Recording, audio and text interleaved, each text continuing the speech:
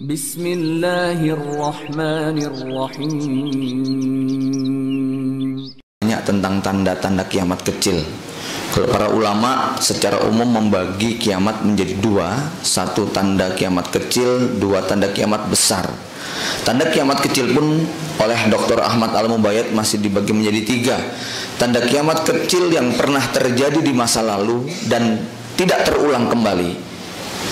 Contoh seperti terbelahnya bulan, kemudian terjadinya peperangan antara dua kelompok muslim yang besar, yang itu terjadi pada zaman Muawiyah radhiyallahu anhu dan Ali bin Abi Thalib radhiyallahu anhu. Ada tanda kiamat kecil kedua yang pernah terjadi pada masa lalu dan masih berlangsung sampai sekarang, seperti yang tadi sudah disebutkan tentang fitnah, wanita telanjang, riba, judi dan sebagainya. Zaman dulu sudah ada dan hari ini tetap berlangsung. Dan ada tanda kiamat kecil yang menurut beliau hari ini belum terjadi menurut pendapat yang paling kuat. Misalnya munculnya benda-benda mati yang bisa berbicara. Jangan ditafsirkan itu HP, radio, TV, ya. Karena memang Nabi menyebutkan cemeti itu bisa berbicara, bahkan binatang bisa berbicara, ya. Dan beberapa lagi tanda kiamat kecil. Kemudian di antara keduanya ada yang para ulama berbeda pendapat. Dia tidak masuk dalam tanda kiamat besar yang disebutkan dalam hadis Muslim, la taqumus saa'ah hatta taqa'u asra ayat, sampai terjadi 10 tanda. 10 tanda ini Imam Mahdi tidak dimasukkan. Maka sebagian ulama memasukkan Imam Mahdi merupakan pintu gerbang yang menjadi pembatas antara tanda kiamat kecil dengan tanda kiamat besar. Dia tidak bisa disebut sebagai tanda kiamat kecil. Kenapa? Karena dalam masa Imam Mahdi nanti terjadi sebagian besar daripada tanda-tanda kiamat besar. Nah, pada kesempatan pagi ini sampai nanti kurang lebih 2 jam ke depan, insya Allah kita akan berbicara tentang lebih banyak bagaimana prakondisi sebelum Al-Mahdi ini muncul, kemudian berbagai macam peristiwa yang akan terjadi sampai nanti hari kiamat terjadi. Bapak Ibu yang dimuliakan Allah Subhanahu wa taala, inilah pembahasan yang 50% lebih termuat dalam fitnah atau petaka akhir zaman.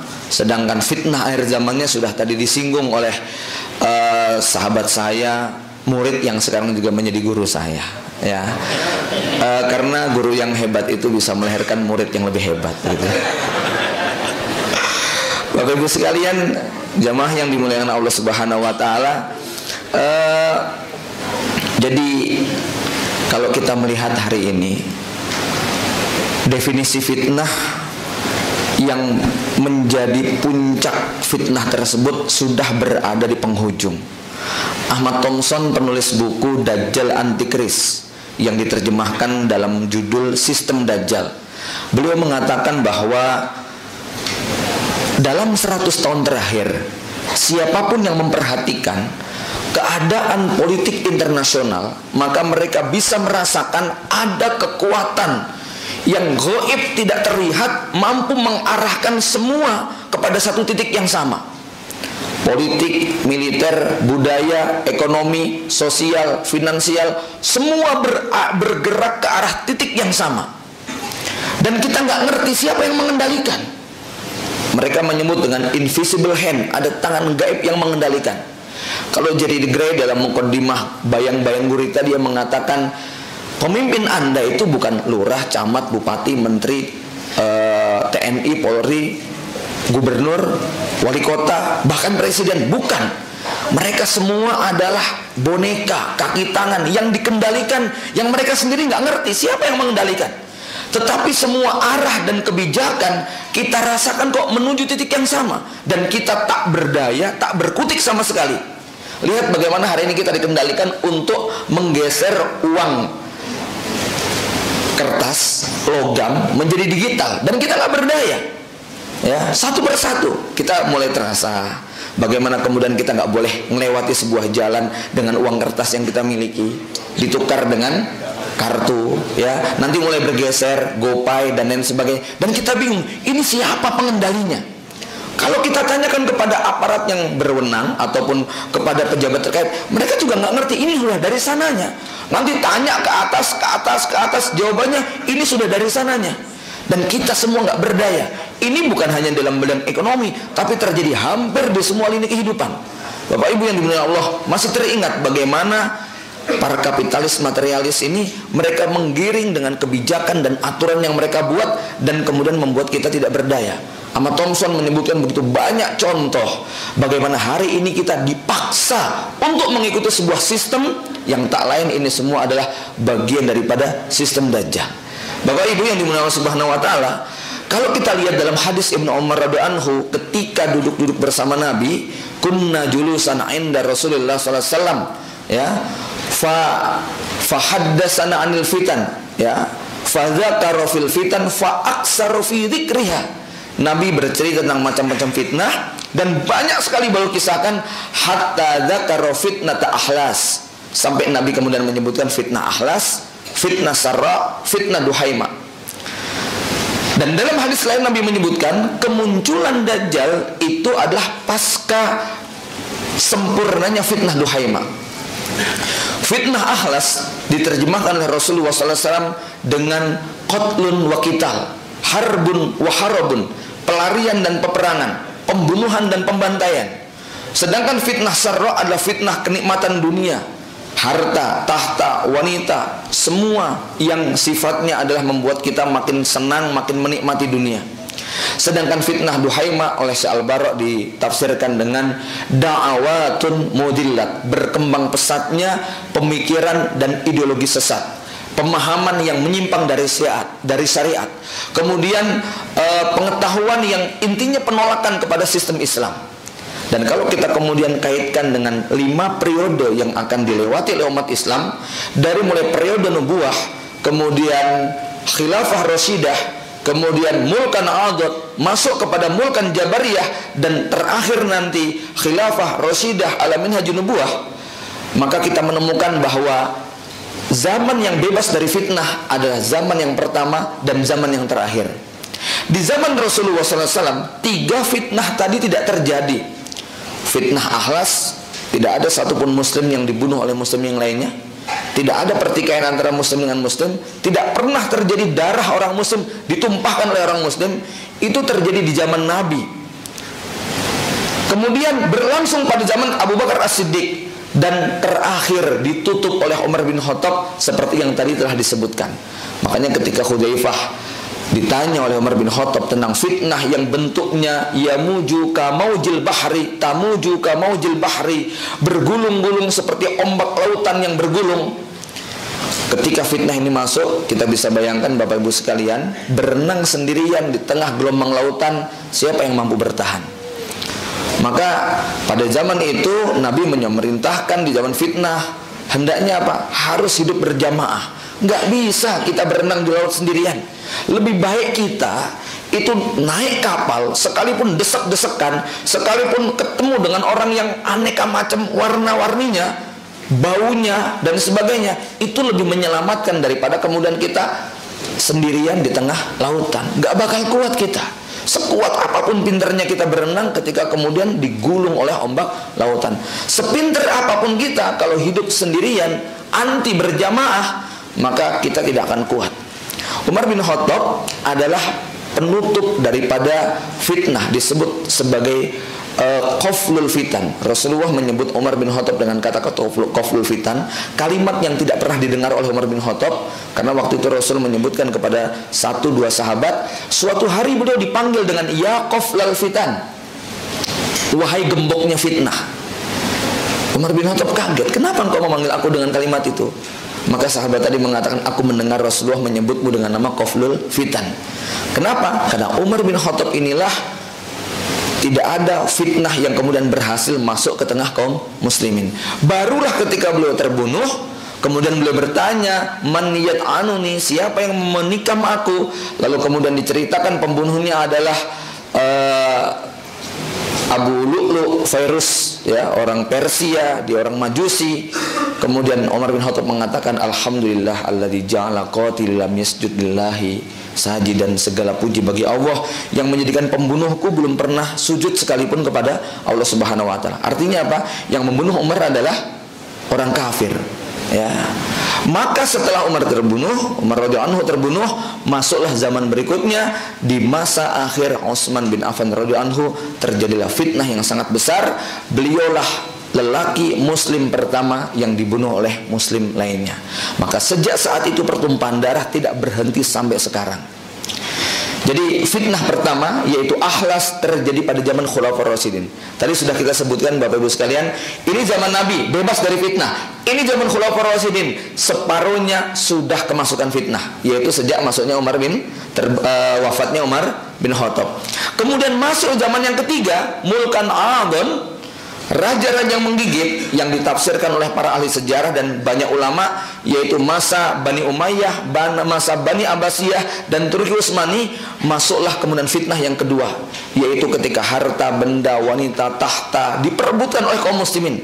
Dan kita baca dalam lembar sejarah bagaimana perebutan kekuasaan itu sebegitu sangat sering sekali, begitu dinamis perebutan kekuasaan itu dari mulai zaman Bani Umayyah, terutama ketika terjadi pemberontakan ataupun pertikaian di antara para calon pemimpin.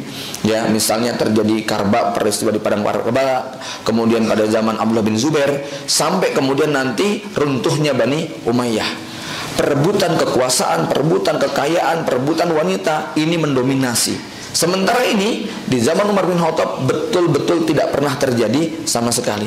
Dan puncaknya kalau kita lihat, puncak daripada kenikmatan dunia ketika kemudian revolusi industri ini muncul, ditemukannya mesin uap, ditemukannya minyak bumi, ditemukannya teknologi. Maka fase ini kita katakan sebagai puncak daripada kenikmatan dunia. Dan hari ini kita merasakan bagaimana semua kebutuhan kita hampir telah menjadi kenyataan. Bapak Ibu sekalian, kemudian pasca runtuhnya Turki Utsmani, mulailah kemudian gelombang fitnah yang ketiga masuk ke tengah kaum muslimin, ketika ideologi ateisme, Zionisme, liberalisme, sekulerisme, LGBT betul-betul bergerak tanpa bisa dibendung sama sekali. Kita masih teringat benteng terakhir umat Islam, Khalifah Turki Utsmani yang terakhir, yakni Sultan Abdul Hamid II. Beliau betul-betul menjadi batu karang yang menjadi benteng kaum muslimin. Kita lihat ketika Perancis membuat sebuah pertunjukan di mana di situ ada penghinaan kepada Rasulullah SAW, maka duta besar Perancis kemudian dipanggil, dipaksa untuk kemudian menghentikan. Kalau tidak akan kami hancurkan negeri Perancis. Maka acara yang tiketnya sudah ludes itu semua dibatalkan karena takut dengan seorang Turki, seorang Sultan Abdul Hamid II. Ketika ada kolumnis Britania yang membuat gambar lukisan seekor ayam jantan yang dikelilingi 9 ekor ayam betina, kemudian di bawahnya ada tulisan hadza Muhammad wa azwajuhu, ini Muhammad dan gundik-gundiknya. Maka kemudian berita itu sampai ke telinga Sultan Abdul Hamid Tsani. Apa yang dilakukan? Inggris diberi ultimatum, kalau tidak mengeksekusi orang ini maka akan ada jihad global untuk menghancurkan Inggris. Itu pun Inggris kemudian akhirnya menuruti kemauan sang sultan. Tetapi begitu kemudian sultan akhirnya dilengserkan, kemudian Turki Utsmani dihancurkan, institusi khilafah dibubarkan, maka gelombang fitnah yang ketiga, ateisme, Zionisme, liberalisme, kapitalisme, dalam semua bidang kehidupan tidak ada kaum muslimin yang kemudian tidak terkena dampaknya. Inilah fitnatul duhaima yang oleh Nabi disebutkan dengan la tada'u ahadan min hadil ummah illa latomathu latumatan. Tidak ada satupun dari umat manusia ini kecuali semuanya dihantam oleh fitnah ini. Bapak Ibu jamaah yang dimuliakan Allah Subhanahu wa taala. Jadi hari ini kita hidup pada masa yang betul-betul semua fitnah berkumpul menjadi satu. Ya, maka sangat berat sekali. Kenapa? Tiga-tiganya akhlas, pertikaian antara sesama muslim. Jamaah yang dimuliakan Allah Subhanahu wa taala, hampir kita menjadi putus asa, berharap pada syariat yang mana untuk menyatukan hati kaum muslimin. Sholat bisa beda pendapat, Idul Fitri bisa 1, 2 bahkan 3 hari, sekian kloter, ya. Kemudian Memulai puasa juga demikian. Waktu itu kaum muslimin berharap syariat jihad bisa menyatukan umat Islam di seluruh dunia. Ketika jihad Afgan dimulai, bagaimana ribuan manusia berbondong-bondong datang ke sana. Ketika di Indonesia terjadi peristiwa berdarah, sebut Ambon, Poso dan sebagainya, waktu itu kita tidak mempersoalkan golongan. Semua kaum muslimin berangkat ke sana. Tak peduli itu Hizbut Tahrir, tak peduli itu Jamaah Tabligh, tak peduli itu kelompok manapun. Ketika kehormatan kaum muslimin sudah dinodai oleh musuh-musuhnya, maka mereka semua semangat untuk memberikan pembelaan. Bahkan ketika kemudian terjadi peristiwa berdarah di Afghanistan, di Irak, kemudian di Suriah, kaum muslimin juga kemudian bersama. Kita berharap kemudian mereka bersatu. Tapi ternyata kita menemukan fakta yang sangat pahit dan menyakitkan, bahwa mujahidin yang kita lihat akidahnya sama, jalan menuju kemenangannya sama, manhajnya dianggap sama, kemudian targetnya juga mendirikan sesuatu yang sama. Pada akhirnya justru mereka menjadi pemicu atau menjadi pemutus harapan kaum muslimin, setidaknya ketika kita menyaksikan mereka satu sama lain saling bertikai. Apa yang sebenarnya kemudian akan mereka perjuangkan? Ini yang kemudian tadi disebutkan, pertikaian antara muslim dengan muslim menjadi fitnah. Kalau orang-orang yang kemudian paling kita harapkan sudah tidak bisa kita jadikan sebagai pilihan, lalu kepada siapa lagi kita berharap? Kalau syariat jihad yang selama ini terbukti mampu menyatukan hati kaum muslimin, sebagaimana Ibnu Taimiyah tadi digambarkan bahwa beliau kemudian demi ta'liful qulub, beliau kemudian tidak mempersoalkan urusan pribadi beliau yang menjadi penyebab beliau di penjara demi untuk mengalahkan bangsa Tartar. Tapi hari ini kita kemudian bingung kepada siapa, kepada syariat yang mana lagi kemudian kaum muslimin berharap bisa disatukan. Inilah fitnah yang dalam sebuah hadis disebutkan, kata Nabi SAW, sampai orang alim pada masa itu khairon, dibikin puyeng kepalanya. Ini gimana cara menyelesaikannya? Bapak Ibu sekalian, ya, ini zaman yang kalau kita lihat secara periodik ada kemiripan dengan di zaman Nabi. Masa yang kemurkaan Allah turun kepada manusia, Arab maupun Arab.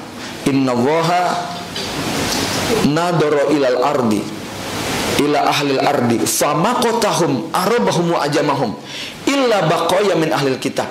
Allah melihat kepada penduduk bumi, Allah murka, marah kepada semuanya, yang Arab maupun yang Arab, kecuali segelintir dari ahlul kitab. Ini peristiwa terjadi pada abad ke-5, ke-6 memasuki abad ke-7 sebelum diutusnya Nabi SAW. Kenapa? Kemungkaran, kekufuran, kesyirikan betul-betul pada puncaknya pada masa itu. Di dunia Arab disebut dengan zaman jahiliyah. Bukan sekedar Allah tidak disembah, bukan sekedar mereka menyembah berhala, tetapi dalam urusan politik, sosial, moral, ekonomi, betul-betul manusia terpuruk dalam lembah jurang yang sangat dalam. Dunia perbudakan sangat tidak manusiawi. Masih ingat ceritanya kalau kita datang ke Giza piramida, kuburan raja-raja Mesir. Bagaimana satu kuburan dihuni oleh 7 mayat.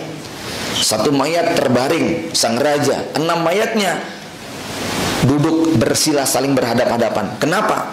Sang raja saat itu kalau mau meninggal dunia, dia tunjuk 6 orang budaknya. Kamu, ikut saya. Dan mereka semua hanya bisa mengatakan sami'na wa ata'na. Rajanya enak, Pak. Bu, mati dulu baru dikubur. Lah budak-budaknya mengikuti sang raja dalam keadaan hidup lalu dikubur bersama. Itu perbudakan pada masa lalu. Betul-betul sangat jahat, sangat tidak manusiawi. Bapak Ibu yang dimuliakan Allah Subhanahu wa taala, pada masa itu tidak ada manusia biasa yang bisa merubah keadaan. Seorang Waraqah bin An-Naufal yang masih mengimani ajaran Hanafiyah itu pun tak berdaya melihat kekufuran. Seorang pendeta Bukhairah atau Ibnu Hibban yang konon mereka terus meneliti, mengkaji kitab Taurat maupun Injil pun tak berdaya untuk mengembalikan umatnya. Kita melihat sisa-sisa pengikut Nabi Isa yang komitmen itu babak terakhir pada masa Ashabul Kahfi, atau mundur sedikit Ashabul Uhdud. Tetapi apa? Sama sekali mereka tidak mampu merubah kerusakan dunia yang begitu global. Maka digambarkan oleh Ibnu Mas'ud tadi, Allah melihat kepada penduduk dunia, fama qatahum arabahum wa ajamu illa baqaya min ahli kitab. Dunia sangat membutuhkan sosok manusia yang tidak biasa. Maka pada hadis Ibnu Mas'ud yang lainnya disebutkan, innallaha nadara ila qulubil ibadi fawajada qalba Muhammadin khairu qulubil ibad fastafahu li nafsihi wa bata'athahu birisalatihi summa nadara ila qulubil ibadi ba'da qalbi Muhammadin sallallahu alaihi wasallam fawajada quluba ashabihi khairu qulubil ibadi faja'alahum wuzara yang surunahu wa yuqatiluna ala dinih fama ra'au minha hasanan fahuwa indahu hasan wa ma ra'au sayyi'an fahuwa indallahi sayyi'un. Allah melihat kepada hati-hati manusia. Jadi di zaman yang kerusakannya luar biasa, Allah melihat kepada hati manusia, mana di antara mereka yang masih baik hatinya. Fawajada qalba Muhammadin khairu qulubil ibad. Allah melihat bahwa hati Nabi Muhammad sebaik-baik hati manusia. Maka Rasulullah dipilih menjadi seorang nabi dan rasul, diangkat dengan membawa risalah wahyu. Kemudian setelah itu Allah summa nadara ila qulubil ibadi ba'da qalbi Muhammad. Setelah Allah memilih Rasulullah, Allah lihat lagi mana hati manusia yang paling baik. Fawajada quluba ashabihi khairu qulubil ibad. Lalu Allah mendapati bahwa hati para sahabat adalah sebaik-baik hati manusia. Maka Allah pilih mereka sebagai para penolong, para pembantu, para pembela yang berjihad di jalannya dan berperang untuk menyebarkan risalahnya.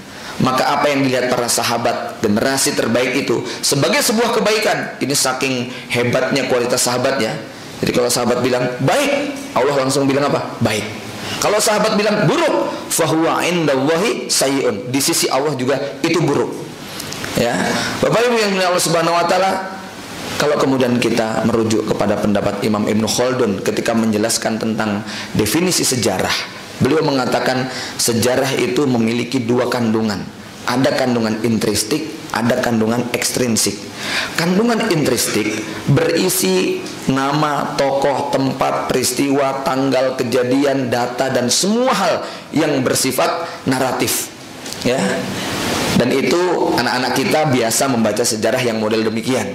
Tetapi ada kandungan kedua yang perlu kita renungkan, yaitu apa? Kandungan yang bersifat ekstrinsik, kandungan yang bersifat luar, di mana kata beliau sejarah memiliki tabiat, karakter, qawanin, ahkam, ibrah, di mana dia di satu zaman dengan zaman yang lainnya berbeda nama, tempat, dan peristiwanya, tetapi memiliki pesan yang sama. Dia akan terulang dari setiap zaman dengan nama, tokoh, tempat yang berbeda, tetapi memiliki karakter yang sama. Apa kalau kita lihat dalam setiap kita melihat film sejarah, membaca buku sejarah, membaca novel sejarah, biasanya Pak ya, dari zaman Namrud sampai nanti kiamat, itu kalau kita lihat sejarah itu muter-muternya pada tiga hal. Ada jagoan, ada penjahat, kemudian nanti ada apa? Kelompok munafik. Selalu begitu, dari zaman ke zaman. Jagoan, penjahat, munafik, sama rakyat yang bingung. Hatinya tunduk kepada jagoan, tetapi kemudian mentalnya ini nggak kuat ketika ditekan oleh penjahat. Tetapi janji Rasulullah dan janji Allah Subhanahu wa taala, wa inna jundana lahumul ghalibun. Jagoan ini tentara Allah, Hizbullah, partai Allah, ya. Jangan dilebarkan kemana-mana Pak ya, suka sensitif masalahnya nih, ya. Nyebut partai Allah, partai setan aja banyak yang kesetanan nantinya ya.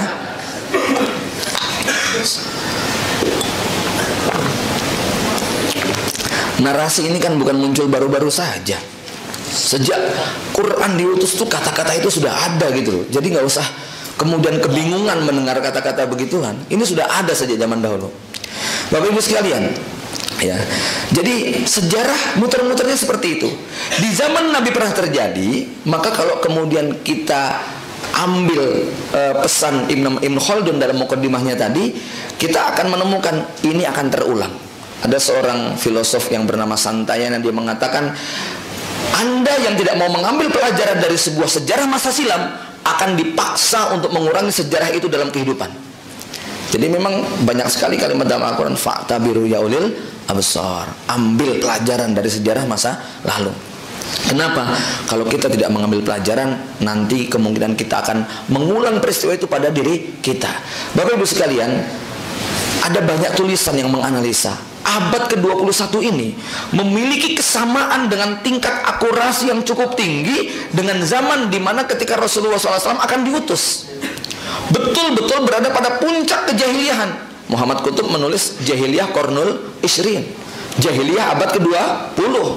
Dan kalau kemudian kita lihat, ya, maka perjalanan umat Islam ini seperti pendakian. Abad 1, abad 2, abad 3, abad 4, abad ke-7 ini puncak daripada kejayaan umat Islam. Memasuki abad ke-8 mulai terjadi penurunan. Abad ke-9 makin parah, abad ke-10 makin parah. Maka kalau kita lihat karya-karya ulama sebelum abad ke-7 itu berbeda dengan karya ulama setelah abad ke-7. Karya ulama pada abad sebelum ke-7 itu originalnya sangat kita rasakan. Antum bisa melihat karyanya Imam Ibnu Qayyim, karyanya Imam Ibnu Taimiyah, Imam Ibnu Rajab, itu betul-betul mengalir, kemudian original, ya, betul-betul buah pikiran yang kaya dengan pengalaman.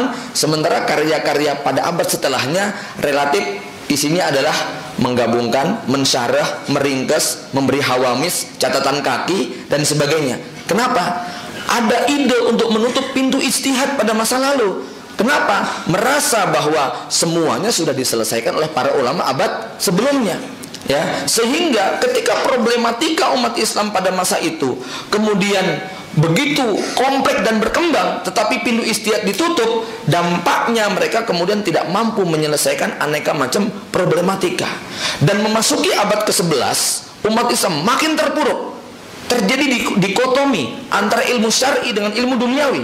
Padahal dalam Islam, ya, definisi ilman nafi'ah itu tidak hanya terbatas pada Quran dan Sunnah. Ilmu apapun yang membuat kita makin dekat kepada Allah, membuat kita makin takwa kepada Allah Subhanahu wa taala, itu semua masuk dalam ilman nafi'an. Tak peduli itu matematika, biologi, kimia, kalau itu makin membuat orang taat kepada Allah, itu ilman nafi'an. Tapi belajar Quran dan Sunnah sebagaimana yang dilakukan oleh orientalis, itu bukan ilman nafi'ah, ya. Ketika itu justru makin membuat mereka berani dan lancang untuk menodai isi Al-Quran, ya. Nah, umat Islam di abad ke-11 mengalami keterpurukan yang sangat luar biasa. Sementara bangsa Barat mulai menemukan wilayah jajahan, mulai menemukan teknologi. Revolusi industri menjadi awal kebangkitan daripada daripada kebangkitan bangsa Barat. Semangat mereka untuk menjajah dunia Islam, Indonesia menjadi salah satu bukti. 350 tahun katanya dijajah. Portugis, Belanda, Jepang, semua tertarik dengan dunia Islam.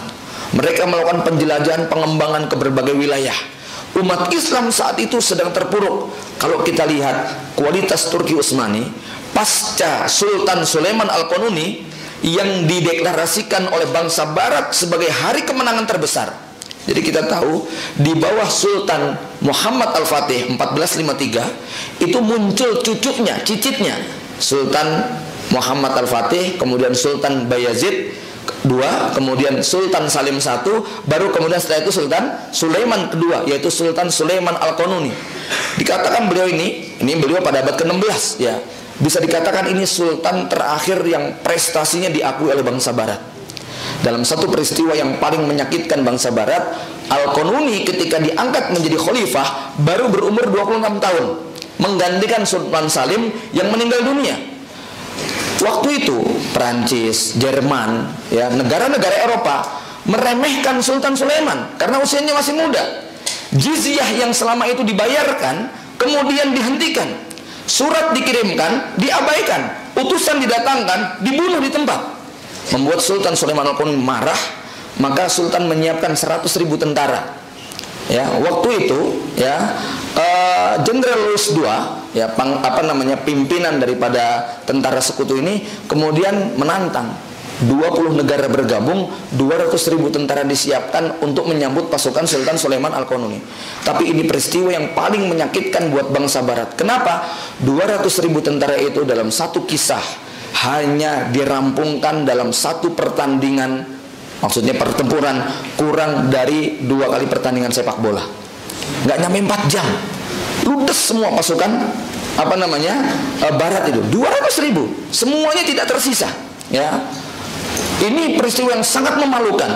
Al-Qanuni itu beliau mampu merenovasi Masjidil Haram, Masjid Nabawi, Masjidil Aqsa, kemudian membangun masjid megah yang kita kenal dengan nama Masjid Sulaiman, Masjid Biru. Teknologi yang belum pernah diciptakan pada masa itu, di mana Al-Qanuni mampu membuat sebuah teknologi suara imam terdengar sampai ke lantai 2, 3, 4 ya, tempat yang sangat jauh sekali, dengan teknokratnya yang bernama Mimar Sinan itu ya. Bahkan beliau menulis mushaf sampai 3 kali. 76 tahun usia beliau. Beliau syahid ketika dalam penaklukan yang terakhir, ketika peristiwa wafatnya Sultan Sulaiman Al-Qanuni didengar oleh bangsa Eropa. Mereka mengatakan, kami punya hari raya sangat banyak, tapi kami memiliki satu hari raya yang paling spesial, yaitu wafatnya Sultan Sulaiman Al-Qanuni. Kenapa disebut Al-Qanuni? Karena beliau itu paling jago merancang konsep undang-undang negara. Bahkan beberapa negara Eropa itu yang membuat undang-undangnya adalah Sultan Sulaiman Al-Qanuni. Maka ketika kemarin Sarkozy agak sombong di depan Erdogan ya, dalam acara GT20 kalau tidak salah, Erdogan kemudian menunjukkan bukti, Anda jangan kemaki, undang-undang negara Anda yang membuat itu mbah moyang kami ya, Al-Qanuni yang membuat itu ya. Karena nah hari ini Al-Qanuni, kita lihat filmnya, betul-betul sangat didiskreditkan.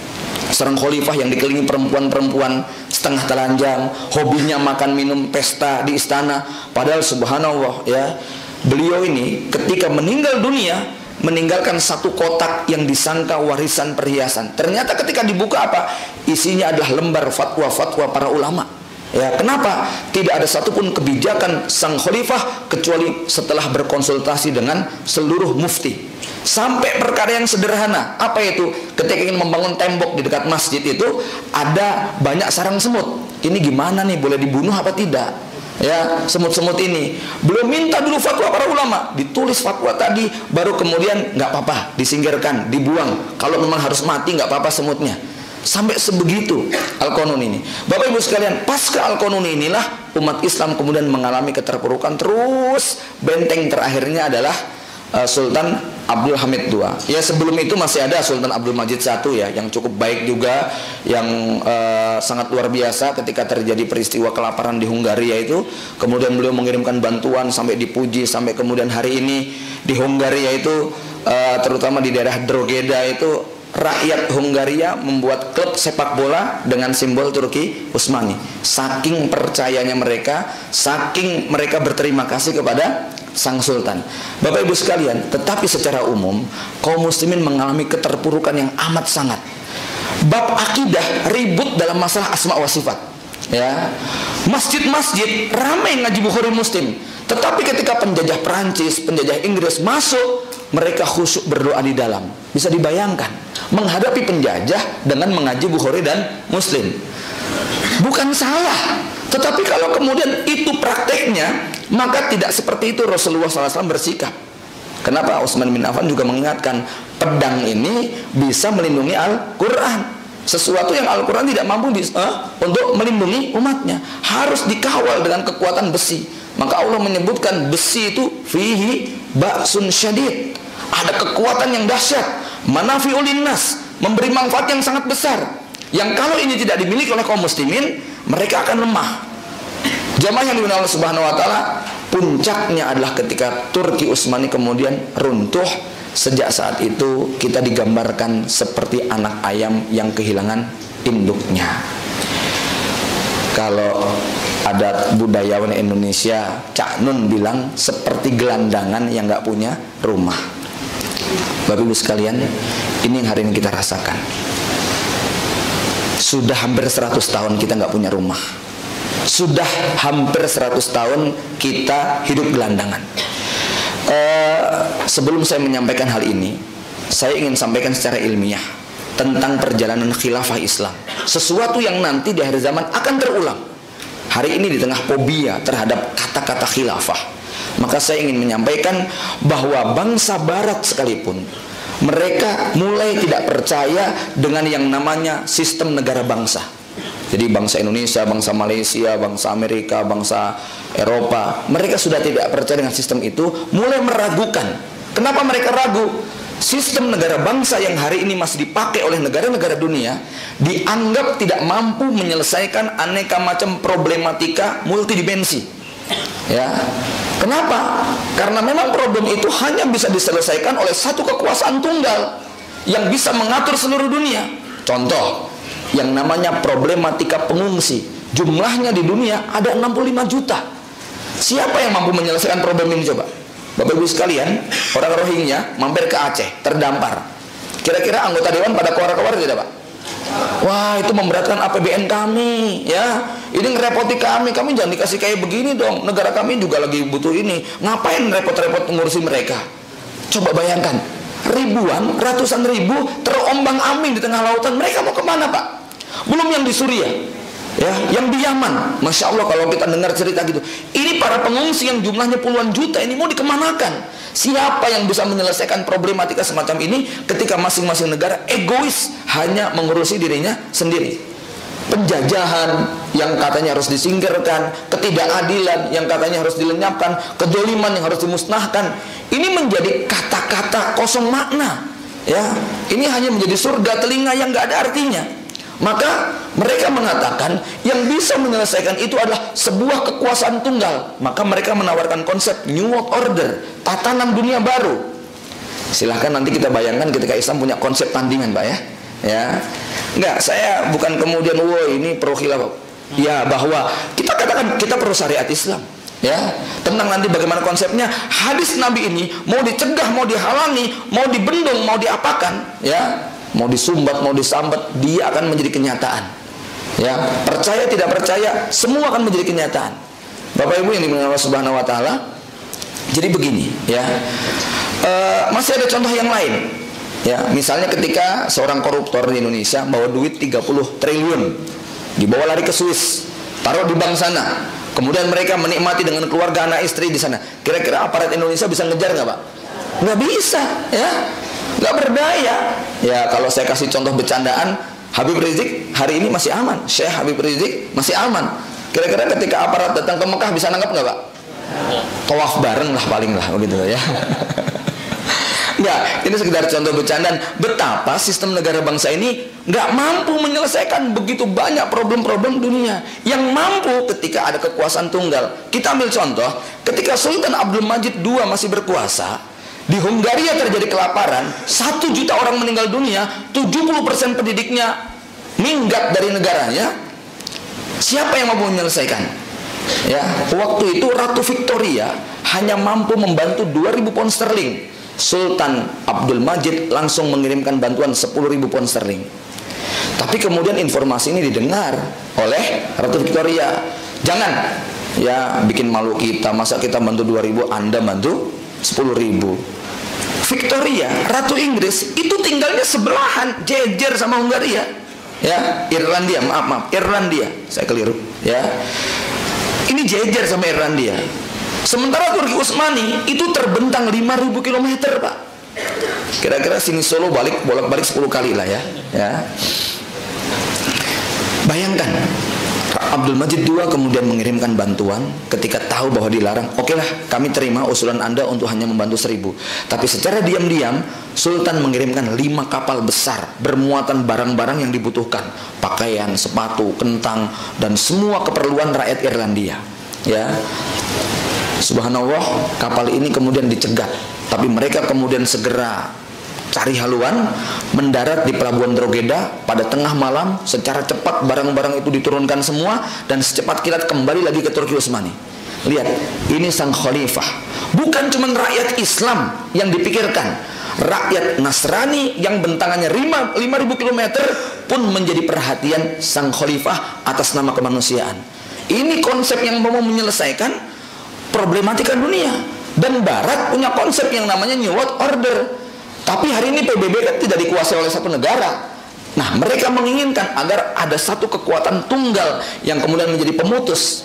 Bapak Ibu sekalian, kalau mereka punya konsep seperti itu karena dianggap sebagai manusiawi, lebih masuk akal. Islam menjanjikan satu konsep yang sudah 14 abad silam disebutkan Rasulullah SAW. Summa takunu khilafah rosyidah ala minhajin nubuwah summa sakata. Bapak Ibu yang dimuliakan Allah Subhanahu wa taala, tetapi hari ini kita bisa bayangkan proses untuk merubah dari zaman fitnah menjadi zaman rahmat. Ini merupakan sebuah proses yang saya tidak bisa membayangkan bagaimana itu kemudian bisa terjadi. Kenapa? Fitnah yang terjadi di zaman Nabi, maksudnya di zaman jahiliyah, ini tidak seberapa. Hari ini kita menghadapi 3 fitnah langsung. Fitnah harta, fitnah pertikaian internal, dan fitnah ideologi yang sesat dan menyimpang. Sementara di zaman Rasulullah SAW, di situ jelas perbedaan. Iman dan kufur itu betul-betul hitam dan putih, ya. Dan di akhir zaman, iman dan kufur ini seperti tadi sudah dijelaskan, samar, gak jelas. Laki perempuan saja gak jelas jenis kelaminnya, ya. Pakaiannya, dandanannya sama semua. Iman dan kufur itu, bayangkan kalau kemudian ada agama baru namanya Islam Protestan misalnya. Coba bingung gak Pak? Ya, Islam liberal, Islam Ahmadiyah, Islam, ya, kita jadi bingung begitu kan, ya. Ini jane apa begitu loh, ya. Islam kok disamakan dengan KFC begitu ya, yang walaupun menu aslinya itu ayam, tapi untuk di Indonesia ada nasinya gitu ya, kata seorang profesor, ya. Jadi nggak salah lah kalau kemudian Islam muatannya lokal gitu loh, ya. Persoalannya kan coba tanya sama Profesor tadi, itu di KFC ada sekoteng tidak gitu loh, ya, ada pecel tidak gitu kan, ya. Bapak Ibu sekalian yang dimuliakan Allah Subhanahu wa taala, ya. Jadi saya membayangkan ketika Rasul menyebutkan munculnya Imam Mahdi dengan kalimat yamlaul ardo kiston wa adlan kama muliat juron wa zulman. Imam Mahdi akan memenuhi dunia dengan keadilan dan kemerataan, sebagaimana sebelumnya dunia dipenuhi dengan kezaliman dan kecurangan. Jadi ada 2 kalimat yang paling mewakili kondisi dunia hari ini. Apa itu? Zulman wajuran, curang, zolim di semua bidang kehidupan. Ekonominya, politiknya, sosialnya, budayanya, militernya, pendidikannya, kurikulumnya, isinya cuma 2, zulman wajuran. Saya tadi ngobrol sama panitia, saya lihat buku pendidikan Islamnya Ustadz Adian Husaini kok banyak sekali, gitu ya. Saya bilang Ustadz Adian itu ngisi di sini, Ustadz. Iya, sebulan sekali, alhamdulillah. Ini buku saya sangat request sekali, recommended buku pendidikan Islam. Bapak Ibu, saya requestkan untuk kualitas pendidikan kita terbaik, buku kompilasi selekta kapita beliau ini, termasuk pergulatan pemikiran beliau yang subhanallah, ya. Saya tadi diskusi pada panitia, saya bilang saya ingin menulis satu buku yang judulnya Resolusi Akhir Zaman, ya. Apa pilihan sikap yang harus diambil oleh umat Islam menghadapi carut marutnya zaman fitnah? Ada 5 resolusi. Resolusi yang pertama adalah resolusi pengetahuan, ya. Kenapa kok resolusi pengetahuan harus diletakkan di awal? Kita lihat ketika Rasulullah SAW itu diutus, maka ayat yang pertama kali turun adalah Iqra. Kenapa perintah membaca? Ayat berikutnya adalah nun wal qalami wa mayasturun, perintah menulis, perintah menyebarkan tulisan. Pena dijadikan sebagai objek sumpah karena memang ini mampu menggerakkan peradaban. Dan memang kalau kita baca dalam sejarah manusia, peradaban dari zaman Namrud sampai nanti entah Abu siapa, entah zaman siapa, rezim dari zaman ke zaman selalu memaksa rakyat dibelenggu oleh kebodohan. Mereka tidak mengizinkan rakyat menjadi cerdas. Kenapa? Kecerdasan alam pikiran ini membuat mereka akan tidak terima kepada kezaliman dan kesewenang-wenangan. Ini yang kemudian Islam bawa ketika Iqra menjadi budaya bangsa Arab yang sebelumnya itu adalah buta huruf, yang sebelumnya itu tidak pandai untuk berhitung dan menulis, ya. Tiba-tiba mereka menjadi semangat untuk membuka peradaban. Fa'lam annahu la ilaha illallah, milikilah ilmu tentang la ilaha illallah. Ini yang membuat kemudian seorang Bilal bin Rabah pada saat beliau disiksa oleh Umayyah, kemudian dibebaskan oleh sahabat Abu Bakar As-Siddiq, kemudian sahabat-sahabatnya memberikan ucapan tahniah, datang memberikan ucapan selamat. Selamat ya Bilal, alhamdulillah kamu sekarang sudah merdeka, kita selevel sekarang, kira-kira begitu ya. Apa kata Bilal? Wallahi, sejak aku mengucapkan kalimat la ilaha illallah, aku sudah merdeka, walaupun jasadku dibelenggu. Ini kalimat yang memerdekakan, Bapak Ibu sekalian. Dan ini sangat ditakuti oleh rezim Quraisy saat itu. Kenapa? Budak dengan tuan nggak bisa makan bareng, ya. Sementara di zaman Nabi, budak dan tuan satu piring bersama. Lafadz al-Arabin al-Ajamin. Nggak ada perbedaan kelas antara Arab dengan non-Arab.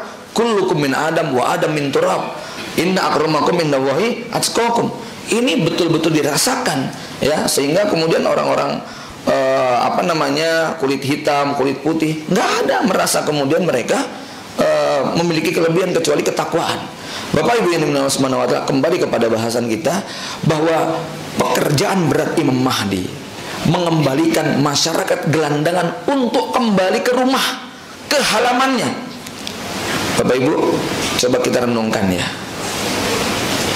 1924, sekarang 2018, hampir 100 tahun umat Islam gelandangan, nggak punya rumah. Seperti apa psikologi masyarakat gelandangan? Orang gelandangan itu kira-kira makannya sehari 3 kali atau berapa kali, Pak? Ya sesempatnya lah. Makanya perlu cuci tangan, duduk di meja, baca bismillah, kemudian berakhir dengan hamdalah. Nggak perlu pakai adab dan etika. Tidurnya bagaimana? Kira-kira di spring bed, di kasur empuk, ya, seadanya, di emperan, di trotoar. Kemudian pekerjaan hariannya apa? Kalau nggak malak, ngamen, ya, kemudian jadi tukang apalah begitu. Ada nggak gelandangan yang punya rumah, punya mobil, punya hotel, Pak? Nggak ada. Boro-boro kok punya itu. Dari mana mereka bisa mendapatkan sertifikatnya? Jangankan kok kepemilikan itu, memiliki hak sebagai warga negara saja mereka jangan-jangan nggak punya. Coba cek, punya nggak SIM KTP? Ya, kemudian KK misalnya, jangan-jangan nggak punya semua. Ya, bahkan ya boro-boro surat nikah begitu kan? Ya, hampir namanya gelandangan itu seperti nasib rakyat Rohingya, hak-hak kewarganegaraannya itu dicabut semuanya. Inilah nasib umat Islam ketika hidup gelandangan.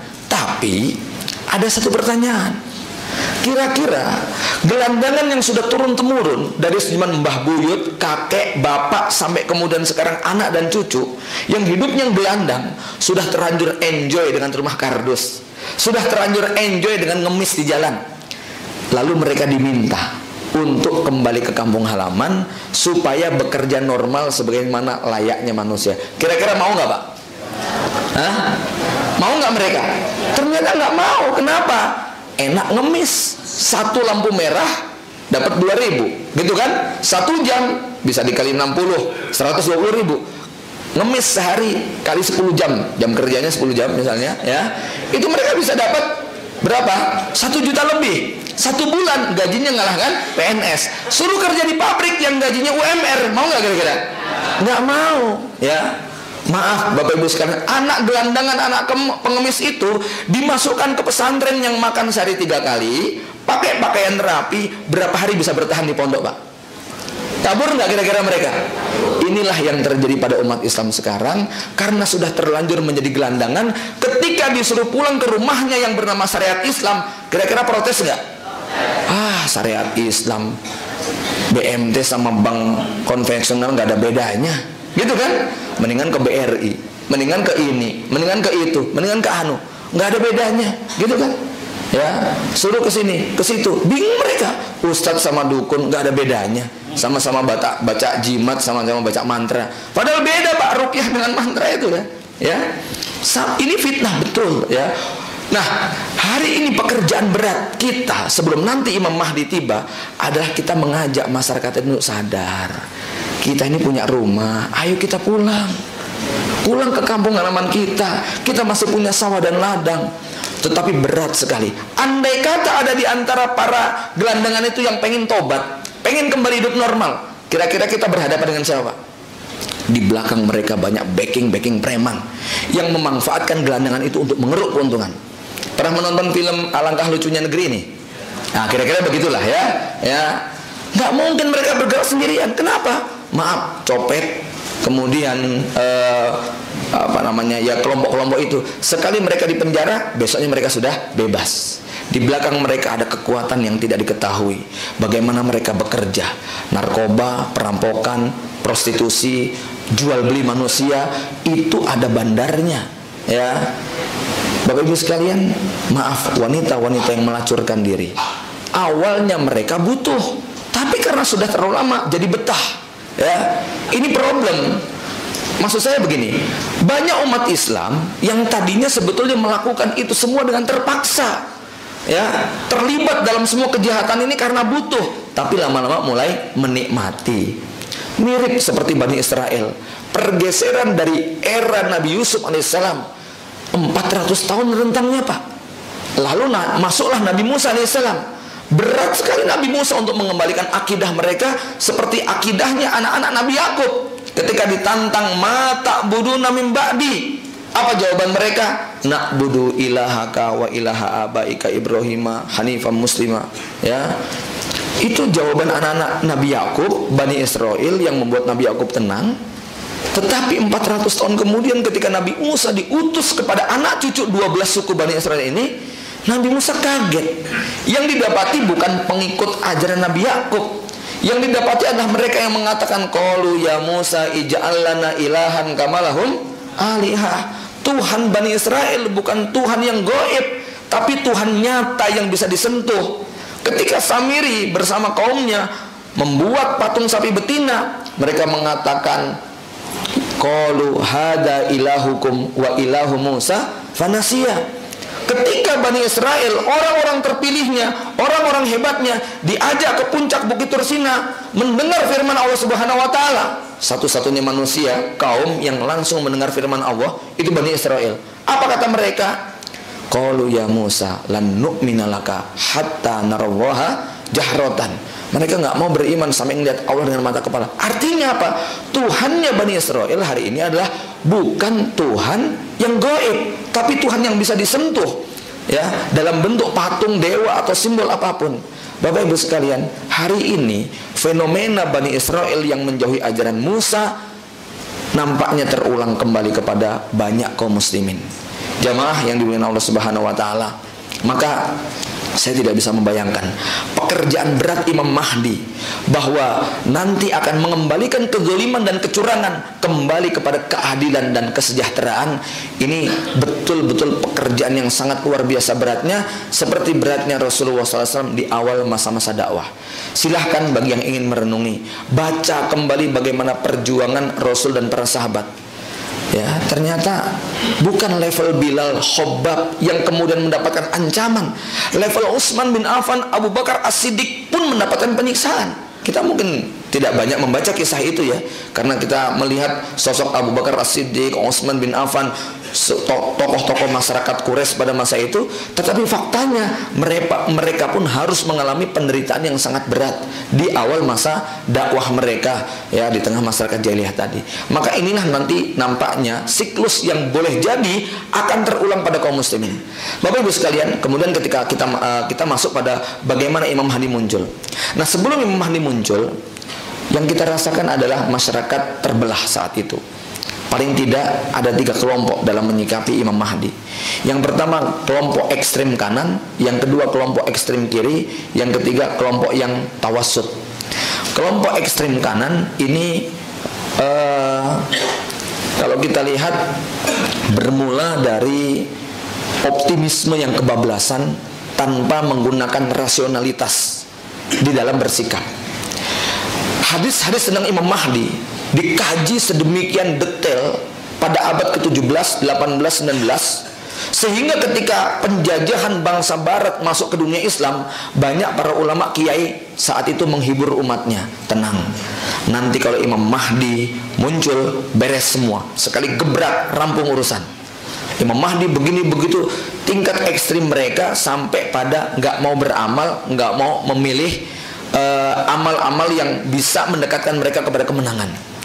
Inilah yang kemudian memunculkan beberapa ulama abad mutaakhir, ya, yang akhirnya menolak konsep Imam Mahdi. Tapi pada abad ke-7 sudah dimunculkan Muhammad Ibn Khaldun, Abdurrahman Ibn Khaldun, ya, yang beliau menurut catatan sejarah termasuk yang pertama kali menolak konsep Imam Mahdi, ya. Lalu kemudian muncul lagi pada abad ke-13, 14 Hijriyah, di mana kemudian sejumlah ulama, termasuk kalau di Indonesia Hamka, ya, rahimahullah, kemudian ada beberapa ulama kontemporer, Syekh Rashid Ridho, Jamaluddin Al-Afghani, kemudian beberapa ulama yang lain yang menolak konsep Imam Mahdi. Sebetulnya ya kita dari sisi ilmu nggak ada apa-apanya dengan mereka, Pak. Kita perlu memahami latar belakang sejarah. Kenapa beberapa ulama yang ilmunya kita akui itu mereka kemudian menolak Imam Mahdi? Ternyata itu tidak bisa dipisahkan dari kelompok ekstrem kanan tadi, di mana Akhirnya ada kesimpulan, gara-gara keyakinan Imam Mahdi inilah umat Islam jadi terpuruk. Gara-gara keyakinan terhadap Imam Mahdi yang nanti akan menjadi pembela umat Islam jadi tidak berbuat. Akhirnya untuk menggebrak semangat mereka supaya muncul jiwa perlawanan, akidah ini dinafikan. Lalu mereka mulailah mencetuskan tentang batilnya ideologi Imam Mahdi, hadisnya palsu, nggak bisa dipegang, dan lain sebagainya. Nah, ini yang kemudian mengilhami beberapa penulis lainnya, bahwa ada pendapat yang menolak konsep Imam Mahdi.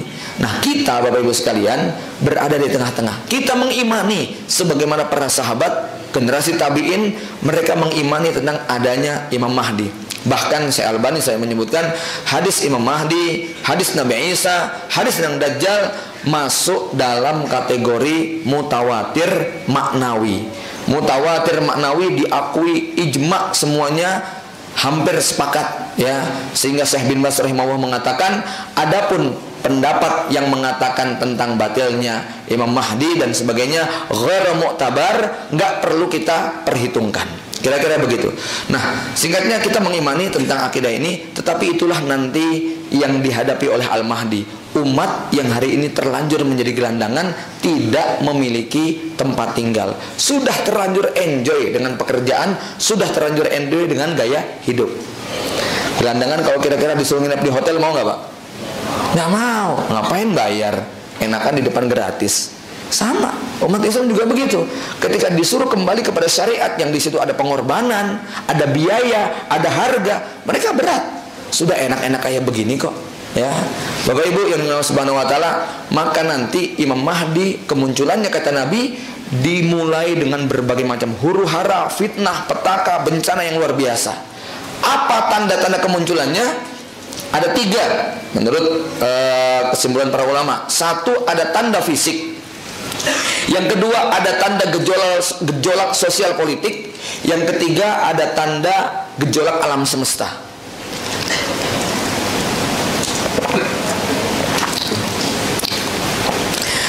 Tanda fisiknya apa?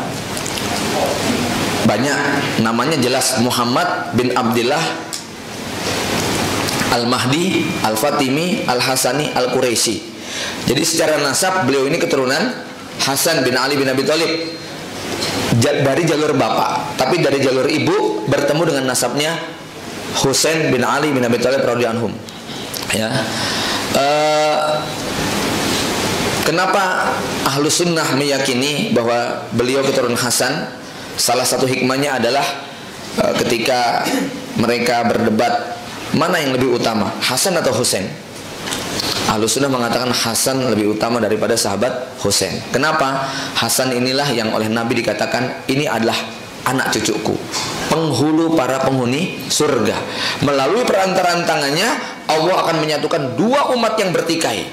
Khalifah Ali bin Abi Thalib berperang dengan Khalifah Muawiyah bin Abi Sufyan, korbannya sampai puluhan ribu orang. Kemudian ketika Khalifah Ali meninggal dunia, jatuh ke tangan Hasan. Hasan kemudian dalam waktu kalau tidak salah 3 bulan atau 4 bulan menyerahkan kepemimpinan itu kepada Muawiyah bin Abi Sufyan radhiyallahu anhu dengan harapan hati umat Islam kemudian bersatu.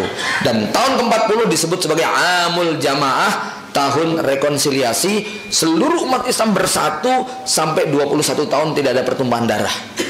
Ini luar biasa. Berkat siapa? Berkat jasanya Hasan.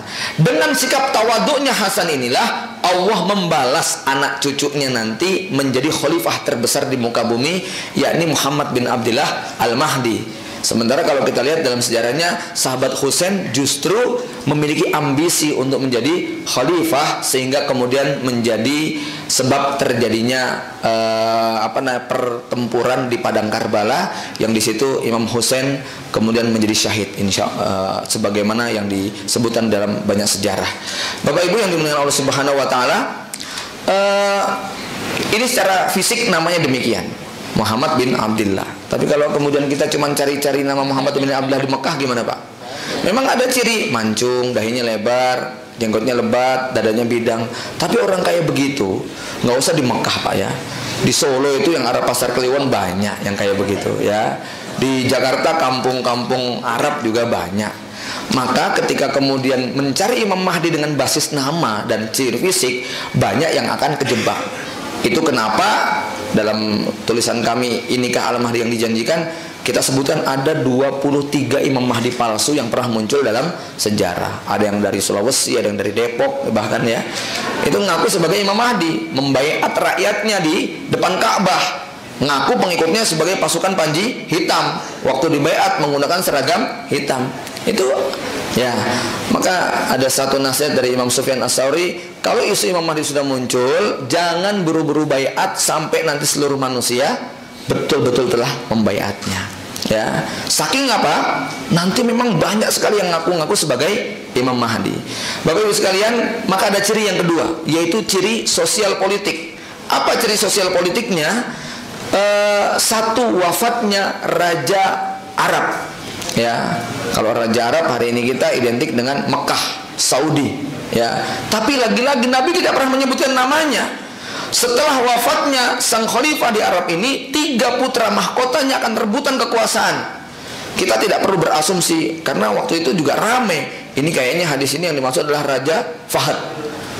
Nanti kalau Raja Fahad meninggal akan terjadi begini. Ya, kalau ada yang menisbatkan itu kepada saya sudah bertobat dari hal-hal yang begini demikian. Ya, ketika Raja Fahad meninggal, baik-baik saja tuh Saudi. Oh, nanti kayaknya nih setelah Raja Abdullah, begitu kan ya. Raja Abdullah meninggal, baik-baik saja Saudi. Oh, nanti nih setelah Raja Salman, begitu kan ya. Ya begitulah namanya tebak-tebakan. Ya, nggak akan pernah. Inna dzanna la yughni minal haqqi syai'a. Udahlah, nanti kita akan saksikan bagaimana peristiwa itu. Memang sih sebagian ulama membolehkan untuk membuat semacam kira-kira, karena ada indikasi korinah yang memang menguatkan.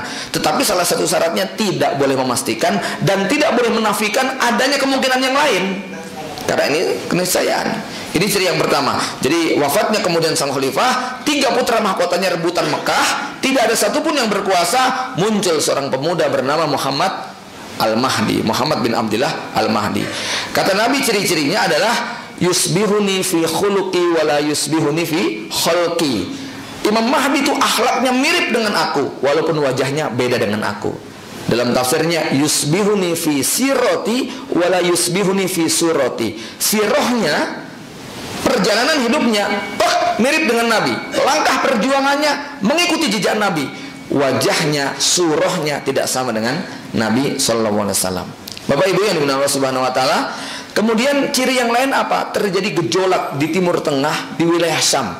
Muncul seorang tokoh kejam, mengaku keturunan Quraisy, memaksakan diri sebagai pemimpin umat Islam, memaksa semua orang untuk tunduk, yang tidak mau akan ditangkapi, dihukum, disiksa, dibunuh. Bahkan sampai disebutkan bahwa Bani Quraisy ketika melakukan perlawanan itu kemudian mereka banyak yang hancur, wanita-wanitanya dibunuhi, wanita hamil bahkan diurai perutnya dan sebagainya. Ya, sekali lagi kita nggak perlu nebak-nebak ini siapa, kita tidak tahu kelompok ini, tapi dia memaksakan diri sebagai pemimpin tertinggi umat Islam yang kalau orang tidak mau bergabung akan dihabisi. Ya, Bapak Ibu yang dimuliakan Allah Subhanahu Wa Taala. Gejolak ini muncul ketika Imam Mahdi nanti dibaiat di kota Mekah. Pemimpin ini tidak setuju. Wong aku pemimpinnya, kok muncul khalifah baru? Bapak Ibu sekalian, Imam Mahdi itu bukan seorang panglima militer, bukan komandan perang, bukan ahli strategi, bukan ahli politik. Dia seorang thalibul ilmi, dia seorang pelajar biasa di kota Madinah. Ya, yang kemudian ditunjuk oleh sejumlah manusia, para ulama yang melihat ciri fisiknya dengan basirohnya, akhirnya kemudian dipaksa diseret di depan makam Ibrahim, di samping makam Ibrahim untuk kemudian dibaiat. Ya, kalau Imam Al-Barzanji menyebutkan ada 7 ulama dari berbagai dunia kemudian kumpul di sana, lalu mereka mengatakan, kami yakin engkaulah yang disebut Muhammad bin Abdullah. Ciri-cirimu begini, ibumu adalah si fulan, kami yakin engkau adalah Muhammad bin Abdullah, segera bentangkan tanganmu, kami akan berbaiat kepadamu. Imam Mahdi kemudian mengatakan, bukan aku yang kalian maksud, memang namaku Muhammad bin Abdullah, tapi bukan aku. Tidak, pasti kamu. Ya, akhirnya terjadi perdebatan yang sangat panjang. Imam Mahdi kemudian menyerah ketika mereka mengatakan seluruh darah umat Islam yang tertumpah, menjadi tanggung jawabmu kalau kamu tidak mau menerima amanah ini. Akhirnya Imam Mahdi menyerah dan menerima baiat itu. Peristiwa itu terasa sangat berat. Bapak Ibu sekalian bisa dibayangkan ya. Beliau bukan panglima militer, bukan komandan perang, bukan ahli politik, bukan ahli strategi, bukan ahli ekonomi, bukan ahli hubungan internasional, tetapi dipaksa menjadi khalifah terbesar yang menaungi seluruh dunia Islam. Siapa yang kuat? Saya teringat ketika Mullah Muhammad Umar, pimpinan Taliban di Afghanistan, dipaksa untuk menjadi khalifah seluruh muka bumi. Kata beliau, tidak, saya hanya pemimpin Afghan, saya hanya pemimpin Taliban. Ya, sebab apa? Kalau saya menerima baiat dari seluruh dunia, maka darah yang tertumpah di belahan sana ada di atas pundakku. Ya, setetes air mani yang tumpah tidak pada tempatnya di bumi yang lain, aku yang akan memikul dosanya. Itu tanggung jawab seorang khalifah. Maka berat Pak, khalifah yang asli nggak memaksakan orang untuk berbaiat, justru dia yang dipaksa untuk menerima baiat. Inilah Al-Mahdi. Beliau kemudian dipaksa dibaiat, suasana yang sangat berat itulah kemudian Allah memberikan satu pertolongan yang luar biasa. Apa itu? Ini jawabannya ketika ada orang bertanya, bagaimana Imam Mahdi bisa mengatur hubungan internasional? Bagaimana Imam Mahdi mengatur persoalan ekonomi, dunia perbankan? Bagaimana Imam Mahdi mengelola sumber daya alam? Bagaimana Imam Mahdi kemudian mengatur lautan, hutan, kemudian migas, non migas? Bagaimana mengatur pajak, mengatur imigrasi dan sebagainya? Karena tugas khalifah semua. Tugas khalifah kata Imam Al-Mawardi kan ada dua. Satu iqamatuddin, yang kedua apa? Siyasatud dunya biddin. Satu menegakkan agama, baik itu ibadah mahdoh, hukum hudud, jinayat dan sebagainya. Yang kedua, siyasatud dunya biddin, mengatur dunia dengan basis agama. Mengatur gunung, mengatur laut, mengatur mineral, mengatur jembatan, mengatur proyek dalam negeri, hubungan internasional. Semua ini tugas khalifah. Dia mengatur semuanya. Ya, Bapak Ibu sekalian, ini tugasnya Imam Mahdi. Bagaimana seorang thalibul ilmi yang tidak punya pengalaman masa lalu kok kemudian mampu menyelesaikan itu semuanya? Inilah keajaiban barokah yang Allah berikan. Apa kata Nabi? Wa innallaha sayuslihuhu fi lailatin. Allah akan mereformasi Imam Mahdi hanya dalam waktu satu malam. Apa yang dimaksud dengan islah, reformasi pada Imam Mahdi? Para ulama berbeda pendapat. Ya, Imam Ibnu Katsir misalnya menyebutkan Allah menerima taubatnya, Allah memberi taufik dan petunjuk kepadanya. Tetapi Dr. Ahmad Al-Mubayyad memberikan penjelasan yang sangat luar biasa. Beliau mengatakan, tidak semua orang soleh itu muslih. Orang soleh itu, ya mungkin kita nih ada yang jadi orang soleh ya, rajin sholat, rajin puasa, rajin tilawah, rajin zikir, rajin sedekah, tapi belum mampu menjadi muslih. Muslih itu kemudian mampu memaksa orang yang tidak bayar zakat untuk bayar zakat, mampu menegakkan hukum Allah Subhanahu wa Ta'ala kepada dirinya, keluarganya dan masyarakatnya, mampu menjadi simbol penggerak umat, menggerakkan potensi masyarakat. Ini ada orang yang nggak bisa. Kalau tilawah mungkin juara satu, tapi kalau suruh jadi Pak Lurah nggak kuat dia, berantakan umatnya gitu loh ya. Boro-boro kok tampang lurah gitu kan ya. Dia mengelola anak 3 saja barangkali nggak kuat gitu, bingung. Tapi soleh luar biasa dalam masalah ibadah. Nah, kata Dr. Rahman Bayat, Imam Mahdi rojulun soleh, tapi dia belum menjadi muslih. Nggak punya pengalaman ngatur kota, nggak punya pengalaman ngurusi negara, nggak punya pengalaman untuk mengurusi ekonomi, politik, sosial, militer dan sebagainya. Tetapi pada malam itu oleh Allah dikasih ilmu yang kalau bahasa kita, bahasa sulapan itu simsalabim. Pagi hari Imam Mahdi seakan-akan memiliki semua yang dibutuhkan oleh seorang pemimpin kelas dunia untuk mengatur semuanya. Inilah yang kemudian menjadi jawaban kenapa di tangan Imam Mahdi keadilan akan ditegakkan. Konsep kebenaran betul-betul merata.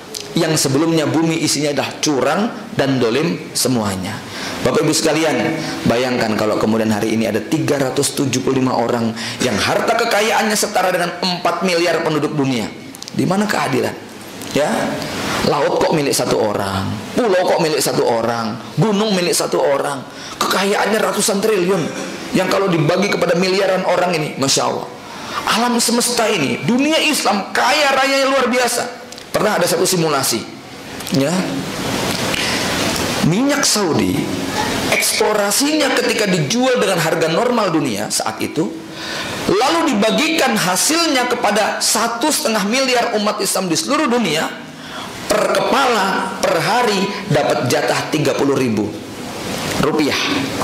Bayangkan Pak ya, nih kalau saya pakai simulasi saya ya, saya istri 1, anak 12, berarti 14 kali 30.000 berarti 420.000 gitu ya, kali 1 bulan 12,5 juta.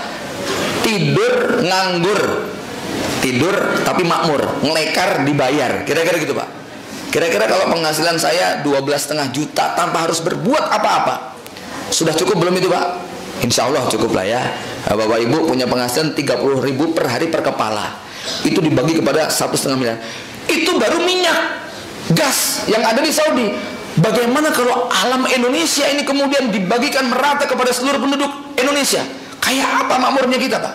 Ya, subhanallah. Tapi hari ini kita menyaksikan ada orang-orang dengan pendapatan di bawah standar PBB. PBB membuat standar kemiskinan itu 1,9 US dollar. Tapi pemerintah Indonesia bikin standar kemiskinan berapa? Separohnya gitu kan ya. Jadi menurut PBB kalau 2 US dollar itu kan berarti kurang lebih sekitar 28.000 ya. Ya hampir sama dengan pembagian tadi lah ya. Ya, jadi Masya Allah, kita lihat kedoliman, kecurangan luar biasa. Nah, nanti Imam Mahdi itulah yang akan mengelola seluruh alam semesta sampai kembali. Maka disebutkan dalam hadis Nabi kalimat yang sangat jelas sekali itu, yuhsil mala wala yuhsi adada. Imam Mahdi membagikan harta kepada manusia, nggak pernah dihitung-hitung, merata semua, nggak ada yang nggak kebagian. Bahkan ketika ada yang menerima, ya Allah, aku kok menjadi umat Muhammad yang paling rakus. Bahkan nanti pada puncak kejayaannya apa? Orang keliling bersedekah emas, nggak ada yang mau nerima. Kenapa? Nah, ini nanti ada hubungan yang sangat erat antara apa Bu? Dicabutnya fitnah pada zaman Imam Mahdi babak-babak terakhir.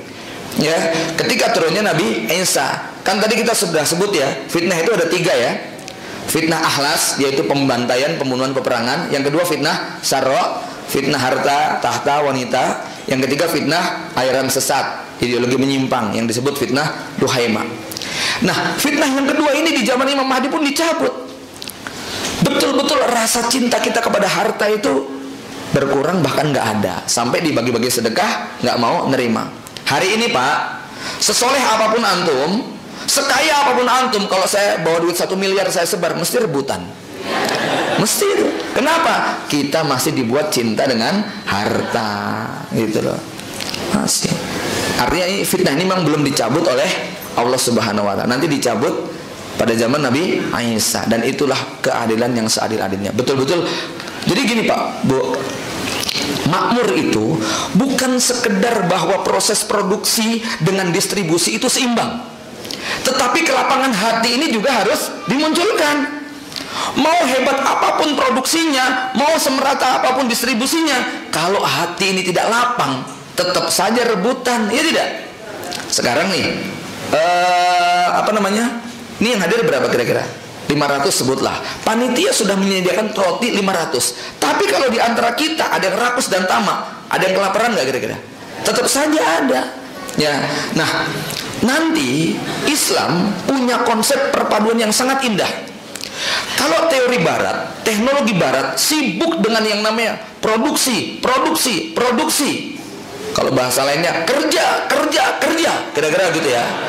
Ini saya nggak nyindir siapa-siapa. Memang barat begitu, ya.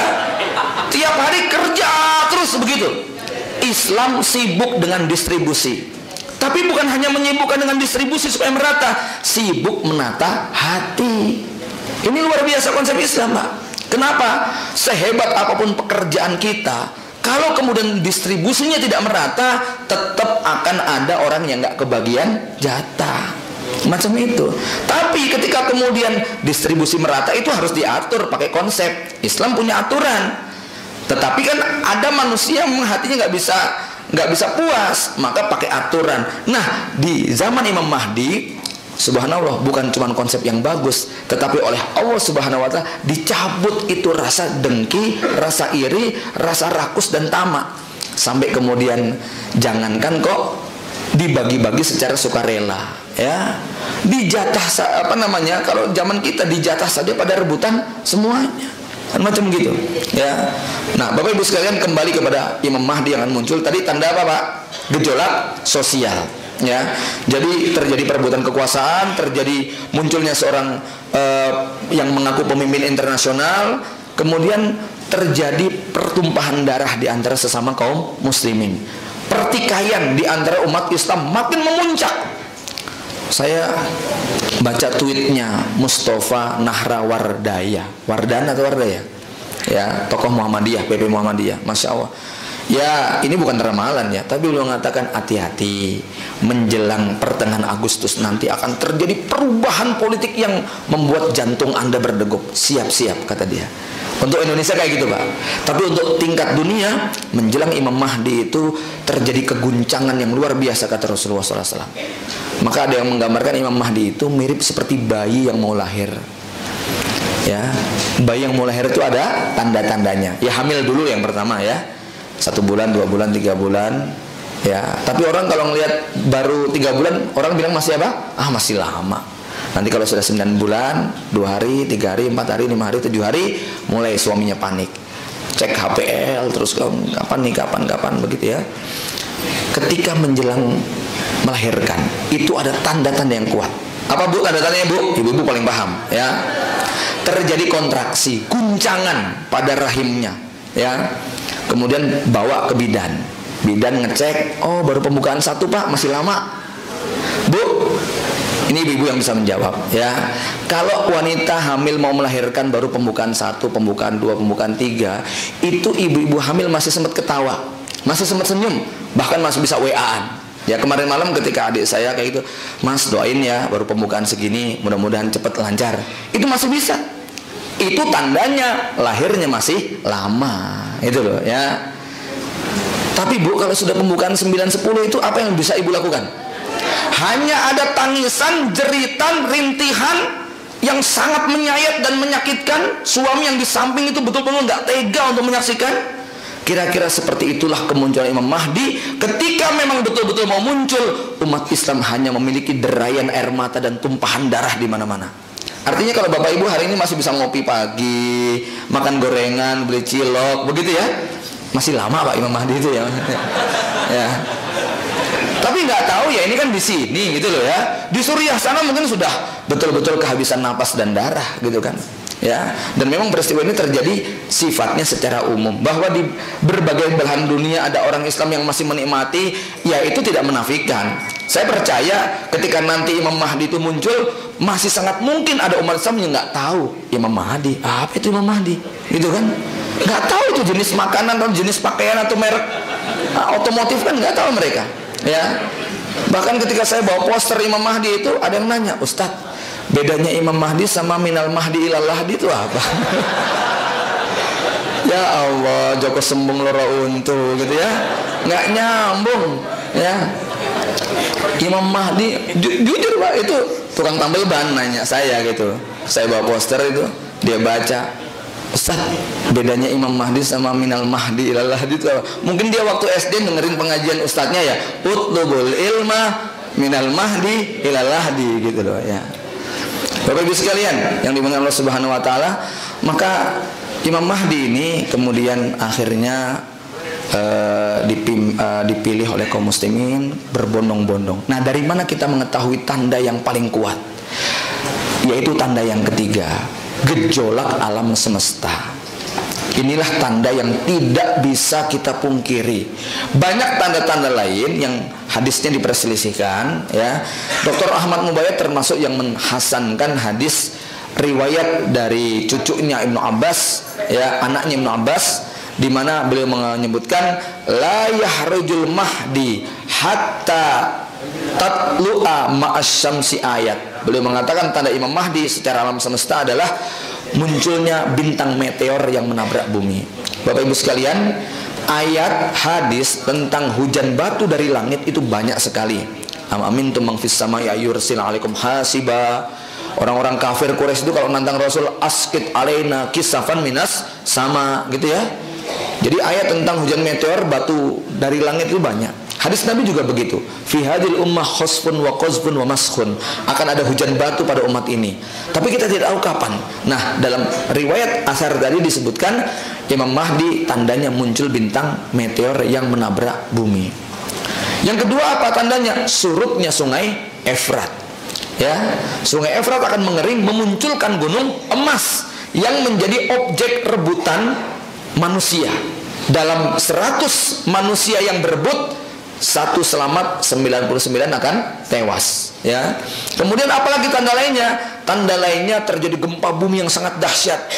Salah satu gempa bumi yang paling dahsyat yaitu gempa bumi yang terjadi di Mekah. Ya. Di mana peristiwa ini nanti yang saya anggap sebagai satu-satunya tanda paling valid. Kenapa valid? Tempatnya jelas, korbannya jelas. Bagaimana tandanya? Gempa bumi ini menenggelamkan entah berapa ribu, puluh ribu atau juta manusia.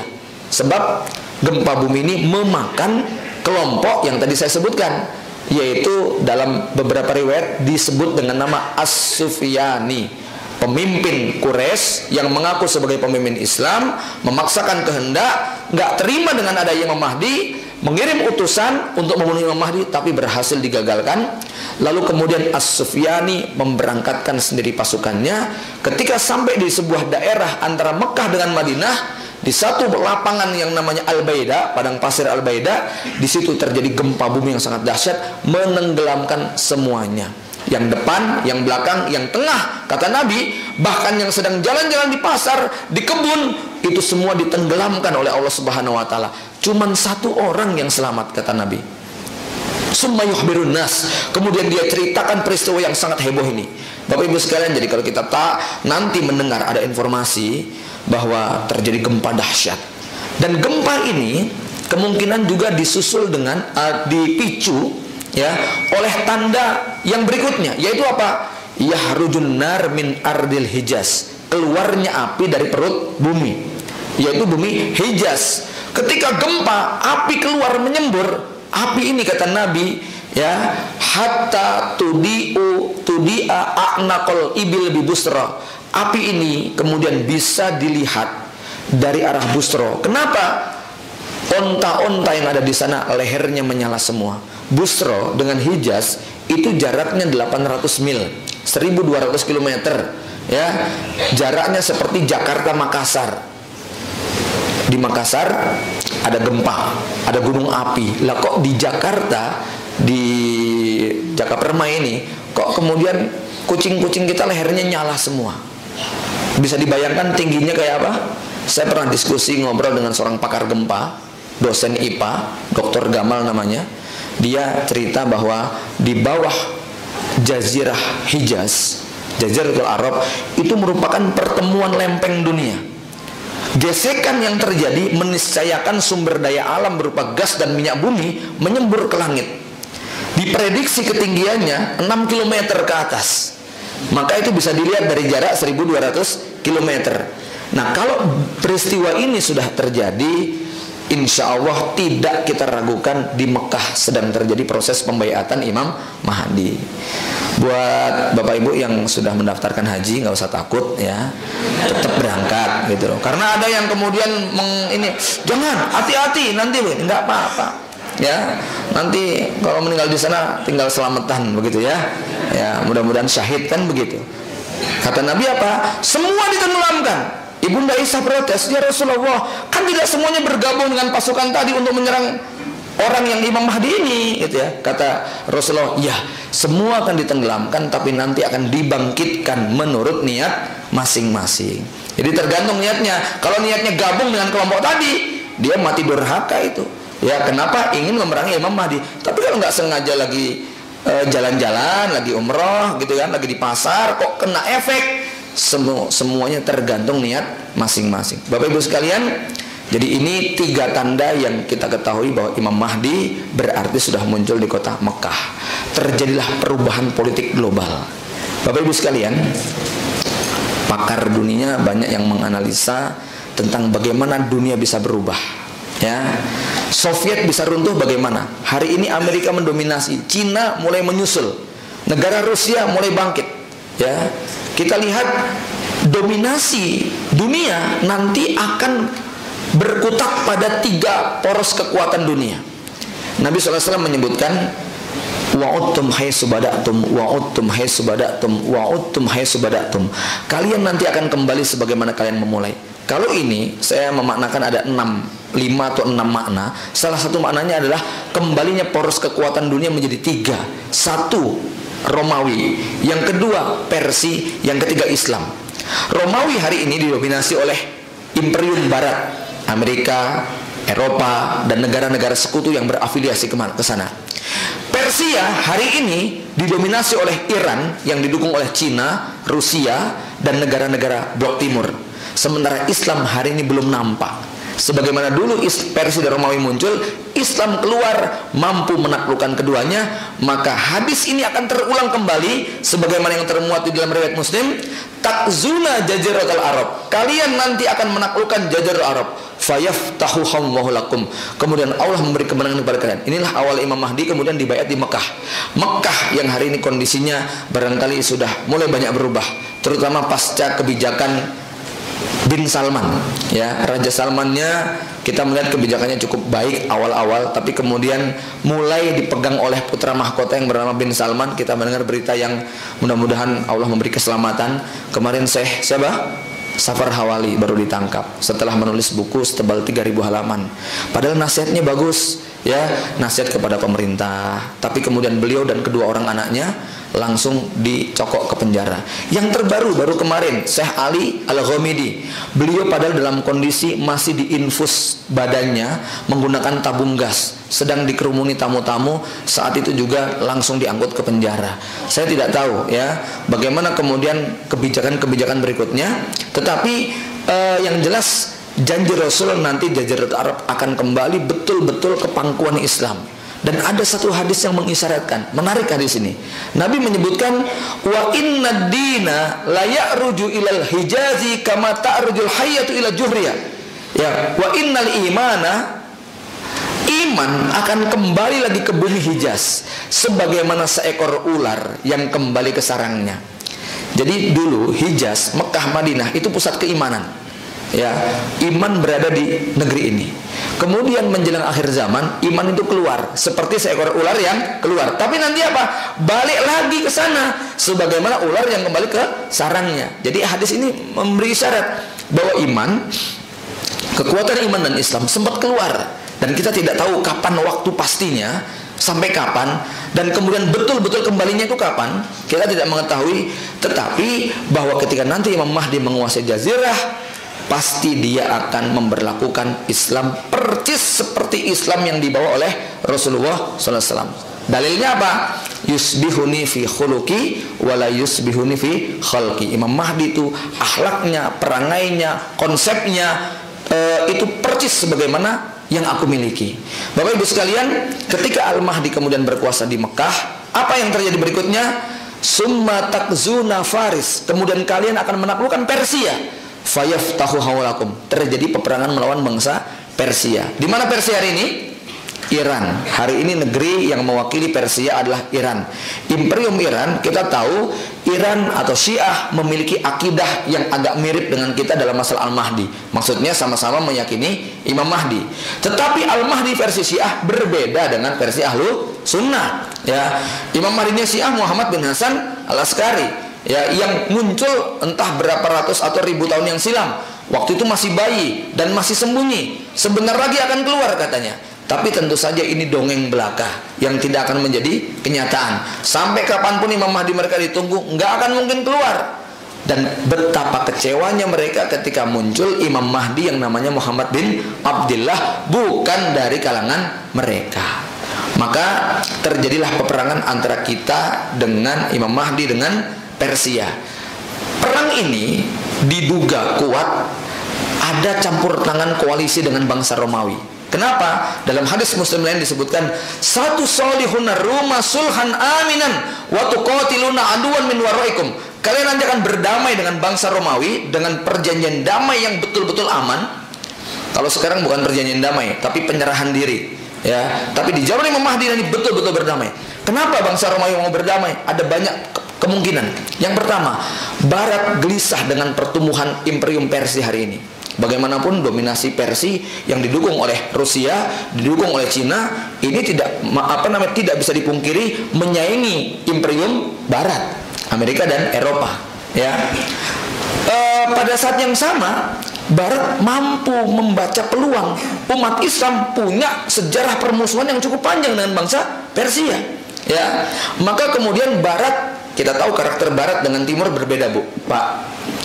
Saya lupa ini analisanya siapa, tetapi bangsa Barat itu paling hati-hati dalam menimbulkan korban manusia. Sedangkan bangsa Persia paling berani mengorbankan nyawa. Maka teori perangnya orang Barat itu berbeda dengan teori perangnya orang Persia Timur. Ya, teori perang Barat buat mereka nyawa sangat mahal. Berapapun biaya asal nyawa bisa dikurangi, maka itu mereka lakukan. Ini mirip seperti dalam Al-Quran, la yuqatilunakum illa min warai, gimana tuh ayatnya? Min warai judur, illa min quram muhassanatin aw min warai judur. Ya, mereka tidak akan berani berperang kecuali di balik benteng atau di di balik tembok. Ya, jadi makanya kalau perang-perangnya Amerika itu menggunakan drone, pakai robot, mereka eman-eman manusia. Tapi kalau Persia tidak, mereka bikin tiket ke surga, mereka pakai rakyatnya untuk masuk ke wilayah. Maka rakyat tentara Iran yang dikirim ke Suriah itu dikasih mantra-mantra calon penghuni surga. Ya, semangat sekali mereka melakukan itu semuanya. Ya, Bapak Ibu sekalian, maka apa? Romawi milih bekerja sama dengan umat Islam karena banyak kepentingan. Kalau kemudian umat Islam mengalahkan Persia atas nama akidah, maka Romawi ingin menghancurkan Persia karena ingin rebutan kekuasaan, rebutan kue lah kalau kita, ya. Nah, tetapi dalam peperangan ini kata Nabi SAW, ya, fatak zuna watagnamuna watansuruna, kalian memerangi mereka, mendapatkan ghanimah dan kalian mendapatkan kemenangan. Pada saat itulah kemudian ada seorang bangsa Romawi yang mengangkat salib tinggi-tinggi, mengatakan hidup salib, hidup salib. Oleh seorang muslim kemudian dijongkrokkan. Itulah peristiwa yang kemudian membuat orang-orang Romawi akhirnya mereka kembali dan mereka kemudian mengumpulkan 80 negara, masing-masing negara 12.000 tentara untuk persiapan perang yang berikutnya. Kenapa? Bangsa Barat merasa Persia sudah dikalahkan, kemenangan milik umat Islam. Mereka nggak kebagian apa-apa.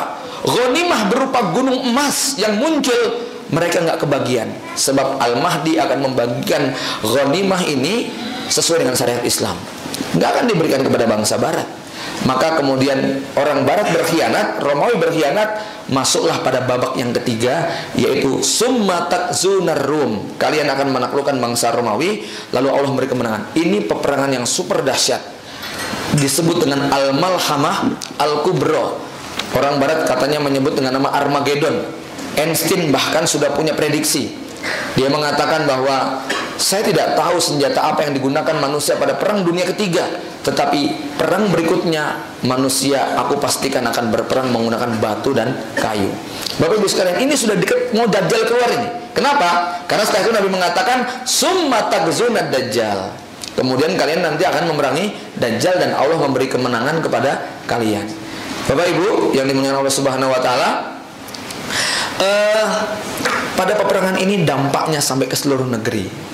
Kembali ke zaman kegelapan, hidup tanpa teknologi. Karena perangnya kata Nabi menggunakan onta, kuda, tombak, kayu, pedang, panah. Tidak ada lagi teknologi penerangan malam. Ya, para prajurit menggantungkan pedangnya di pohon-pohon zaitun. Ya, peperangan mereka kolosal, berhadap-hadapan. Ada banyak indikasi yang menyebutkan bahwa peperangan mereka itu betul-betul kolosal, betul-betul manual. Satu, perangnya berhadapan-hadapan kata Nabi. Yang kedua, ketika maghrib perangnya berhenti. Ya, yang ketiga, mereka menggantungkan pedangnya di pohon zaitun. Ya, kemudian ya dalam peperangan ini ada keanehan.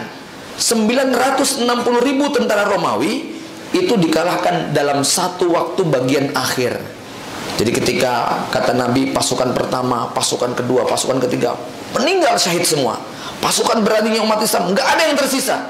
Pada hari yang keempat, gelombang yang keempat, fayaj'alullahu dabarata alaihim, Allah menimpakan kekalahan kepada bangsa Romawi. Kaum muslimin menang, tapi semuanya sudah hancur. Kata Nabi, nggak ada yang berbangga dengan ghanimah. Kenapa?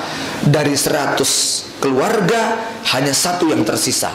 Bangsa Romawi hanya tertinggal satu saja.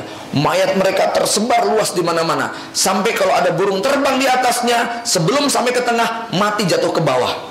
Ini saking dahsyatnya peristiwa Malhamah Kubra. Bapak Ibu sekalian, inilah puncak kemarahan Dajjal. Innama yahrujud dajjal li ghadabin yusibuhu. Dajjal hanya akan keluar ketika kemarahannya sudah nggak terbendung. Kenapa Dajjal marah? Pasukannya di Arab dikalahkan, pasukannya di Persia sudah dihancurkan, pasukan Romawi 80 negara dikalahkan semua. Padahal detik-detik itu sudah hampir menang, tetapi kemudian datang bencana yang luar biasa. Jamaah yang dimuliakan Allah Subhanahu wa taala, maka ini Dajjal kemudian mereka sudah menyiapkan diri, berangkat dari Khurasan, mengobrak-abrik wilayah Irak, masuk ke Mekah Madinah, dan mendapati Al-Mahdi, Nabi Isa, dan kaum muslimin sudah kembali ke Damaskus. Jadi pasca penaklukan Malhamah Kubra, segera 70.000 tentara Al-Mahdi diberangkatkan ke Konstantinopel. Dan Konstantinopel ditaklukkan luar biasa, tidak pakai pedang, tidak pakai panah, tidak pakai tombak, tapi apa? La ilaha illallah, Allahu Akbar. Kemudian ketika sedang mengumpulkan ghanimah, tiba-tiba soha soihun innad dajjala qad istawla fi ahlikum wa malikum. Dajjal telah menguasai harta dan keluarga kalian. Akhirnya kaum muslimin kembali ke Damaskus, tinggalkan ghanimah. Kemudian pada saat sholat subuh, Nabi Isa alaihissalam turun dari langit. Ya, Bapak Ibu sekalian, Nabi Isa memiliki 5 misi ketika turun. 1, membunuh Dajjal. Yang kedua, menghancurkan salib. Yang ketiga, membunuh babi. Yang keempat, menghapuskan jizyah. Yang kelima, menghancurkan Ya'juj wa Ma'juj. Saya teringat kenapa Barat begitu takut dengan narasi akhir zaman. Jadi kalau kita lihat, Barat hari ini betul-betul sedang perang narasi dengan kita. Saya ingat statementnya Bapak Fahri Hamzah ketika seorang ustadz akhir zaman itu dipanggil. Ya, beliau mengatakan apa? Banyak di antara oknum aparat yang terjebak kepada stigma Barat bahwa narasi akhir zaman itu narasi kaum radikalis, narasi kaum Islamis. Ya, Bapak Ibu sekalian, buat kita narasi akhir zaman itu bukti keimanan. Kita mengimani yaumul akhir. Orang beriman kepada yaumul akhir pasti beriman kepada tanda-tandanya. Tanda-tandanya ada 2, kecil dan besar. Barat sangat takut kalau kita punya keimanan semacam ini. Tadi saya sudah sebutkan, satu saja tanda kiamat besar yang namanya Nabi Isa alaihissalam itu sudah membuat bangsa Barat ketakutan. Apa misi Nabi Isa? 1, membunuh raja mereka, yaitu Dajjal Anatullah.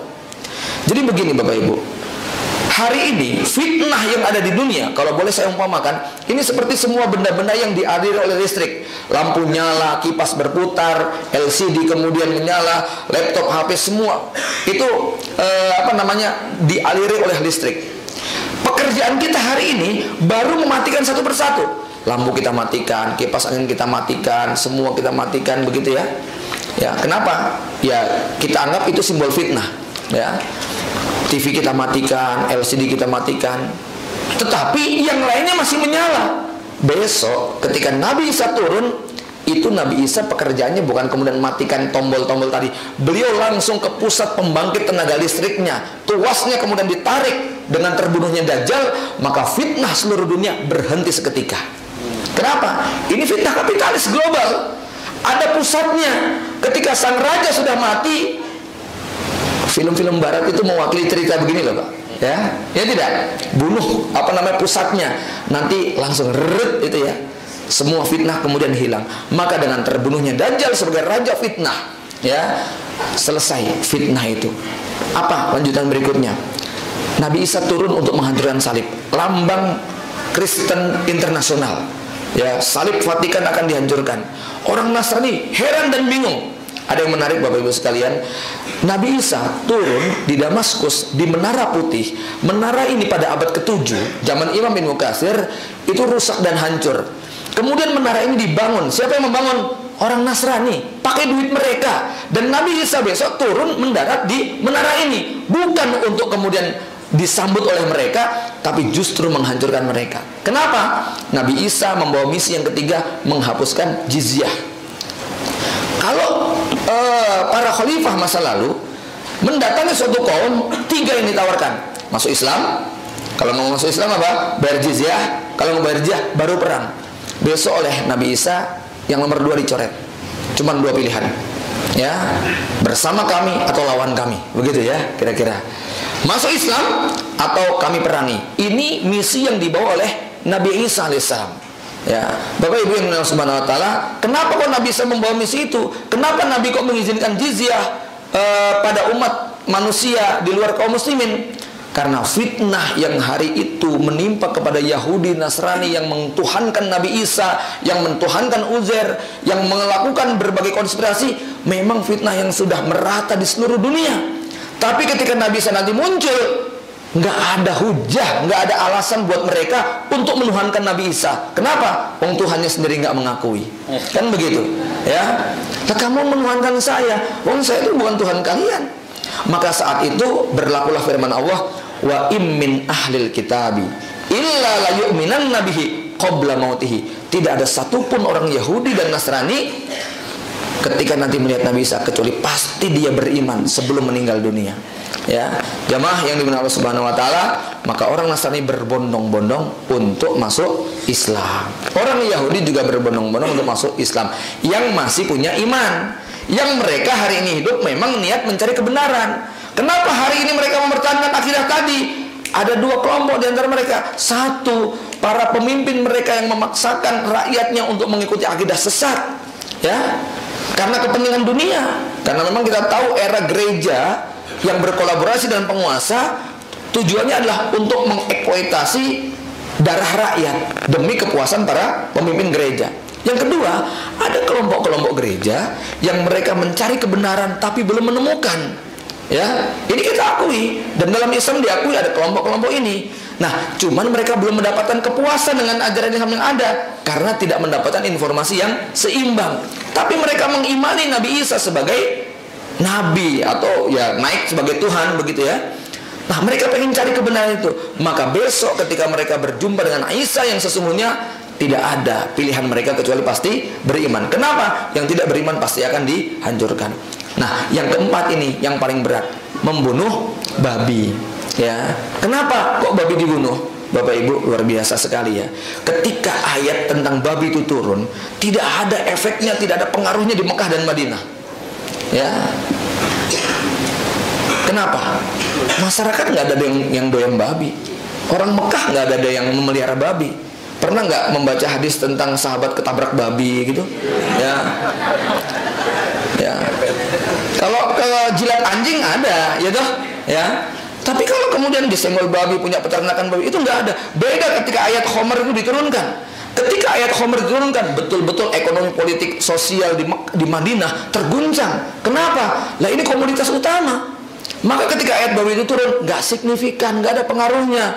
Para ulama kemudian menjelaskan hikmahnya baru kita rasakan zaman sekarang. Kenapa? Christian Mandestin, orang Belanda, pernah presentasi di hadapan para tokoh dunia. Dia mengatakan hari ini lebih dari 185 produk manufaktur dan produk-produk dunia bahan bakunya adalah babi. Jadi kalau misalnya saya katakan 185 produk, bukan bakso babi, sate babi, soto babi, itu masih satu ya. Tapi ini sampai yang namanya bikin cat, bikin tinta, bikin kuas, bikin apa namanya kapal, bikin pesawat, rokok, itu bahan bakunya ada yang menggunakan unsur babi. Bahkan Menteri Kesehatan mengatakan bahwa 93% obat farmasi kenapa tidak dapat label halal? Karena proses produksinya tidak bisa dipisahkan dari babi, maka nggak bisa mendapatkan label sertifikasi halal tadi. Ya, hari ini kalau boleh disebut rezim dunia, rezim babi. Kenapa? Nggak bisa hidup tanpa babi. Ketika Christian Mandestin mengatakan kapan terakhir kali Anda ketemu babi, ternyata hampir tiap hari kita berjumpa dengan babi dalam bentuk produk tadi. Bapak Ibu sekalian, sekarang bisa kita bayangkan, ketika itu babi dibunuh oleh Nabi Isa, tak tersisa satupun. Apa yang terjadi? Runtuh yang namanya kapitalisme global ini. Bapak punya pabrik roti, terus gandum sudah nggak ada lagi yang produksi, berhenti nggak pabriknya Pak? Berhenti. Bahan baku babi ini betul-betul tidak bisa dipisahkan dari kebutuhan dunia. Ya, maka rezim Dajjal itu adalah rezim dengan basis babi tadi. Ketika babi dibunuh, masya Allah, guncang ya sistem global tadi, mereka akan kembali kepada Islam. Bapak Ibu yang dimuliakan Allah Subhanahu Wa Taala, yang keempat adalah Ya'juj, yang kelima Ya'juj wa Ma'juj. Maka ketika Dajjal terbunuh, babi dibunuh, salib dihancurkan, pajak itu dihapuskan. Kemudian yang kelima adalah Ya'juj wa Ma'juj. Kenapa kok Ya'juj wa Ma'juj dihancurkan oleh Nabi Isa? Rasul menyebutkan la yadani lahum, umat Islam buntung kedua tangannya, nggak mampu melawan Ya'juj wa Ma'juj. Ada satu pembahasan yang Ya'juj wa Ma'juj yang menurut saya agak mengerikan ya. Saya pernah diajak diskusi oleh seorang ibu jamaah pengajian yang bekerja di UN, di PBB, tapi di Indonesia ya. Suaminya anggota KPK, juga sudah keluar setelah 10 tahun bekerja. Dia mulai banyak mengkaji tentang konspirasi akhir zaman. Dia merasa bahwa tempat mereka bekerja tidak bisa dipisahkan daripada komplotan konspirasi itu ya. Akhirnya kemudian dia mendalami tentang sejarah Ya'juj wa Ma'juj, sampai menemukan jejak sejarah yang cukup mengejutkan. Ya'juj wa Ma'juj ini kalau dilihat DNA-nya, bangsa mereka itu adalah kodenya R1A. Jadi Nabi Nuh memiliki 3 orang anak, Sam, Ham, Yafis. Sam melahirkan bangsa Arab. Keturunan pertamanya adalah Nabi Ibrahim alaihissalam, melahirkan bangsa Arab, maksudnya bapak para nabinya. Kemudian Ham melahirkan bangsa Afrika, Yafis melahirkan bangsa-bangsa utara. Siapa anak keturunannya Yafis? Ya'juj wa Ma'juj, Mongol Tartar, hari ini Cina, orang-orang Cina, kemudian orang-orang utara, termasuk Dajjal itu adalah keturunannya Yafis. Ya'juj wa Ma'juj ini disebut dalam Al-Quran dengan karakter yang khas. Apa itu? Inna Ya'juj wa Ma'juj mufsiduna fil ard. Di antara ciri Ya'juj wa Ma'juj itu mereka dalam beberapa riwayat, ada sebagian yang doif, ada sebagian yang hasan, mereka sampai membongkar kuburan, memakan jenazah, bangkai-bangkai itu mereka makan. Danau Tobariyah mereka isap semua, betul-betul merusak di permukaan bumi.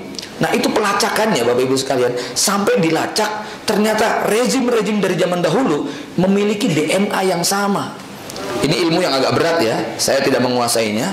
Tetapi di situ disebutkan Fir'aun itu DNA-nya R1A, Binyamin Netanyahu DNA-nya R1A, bangsa-bangsa perusak itu DNA-nya rata-rata R1A.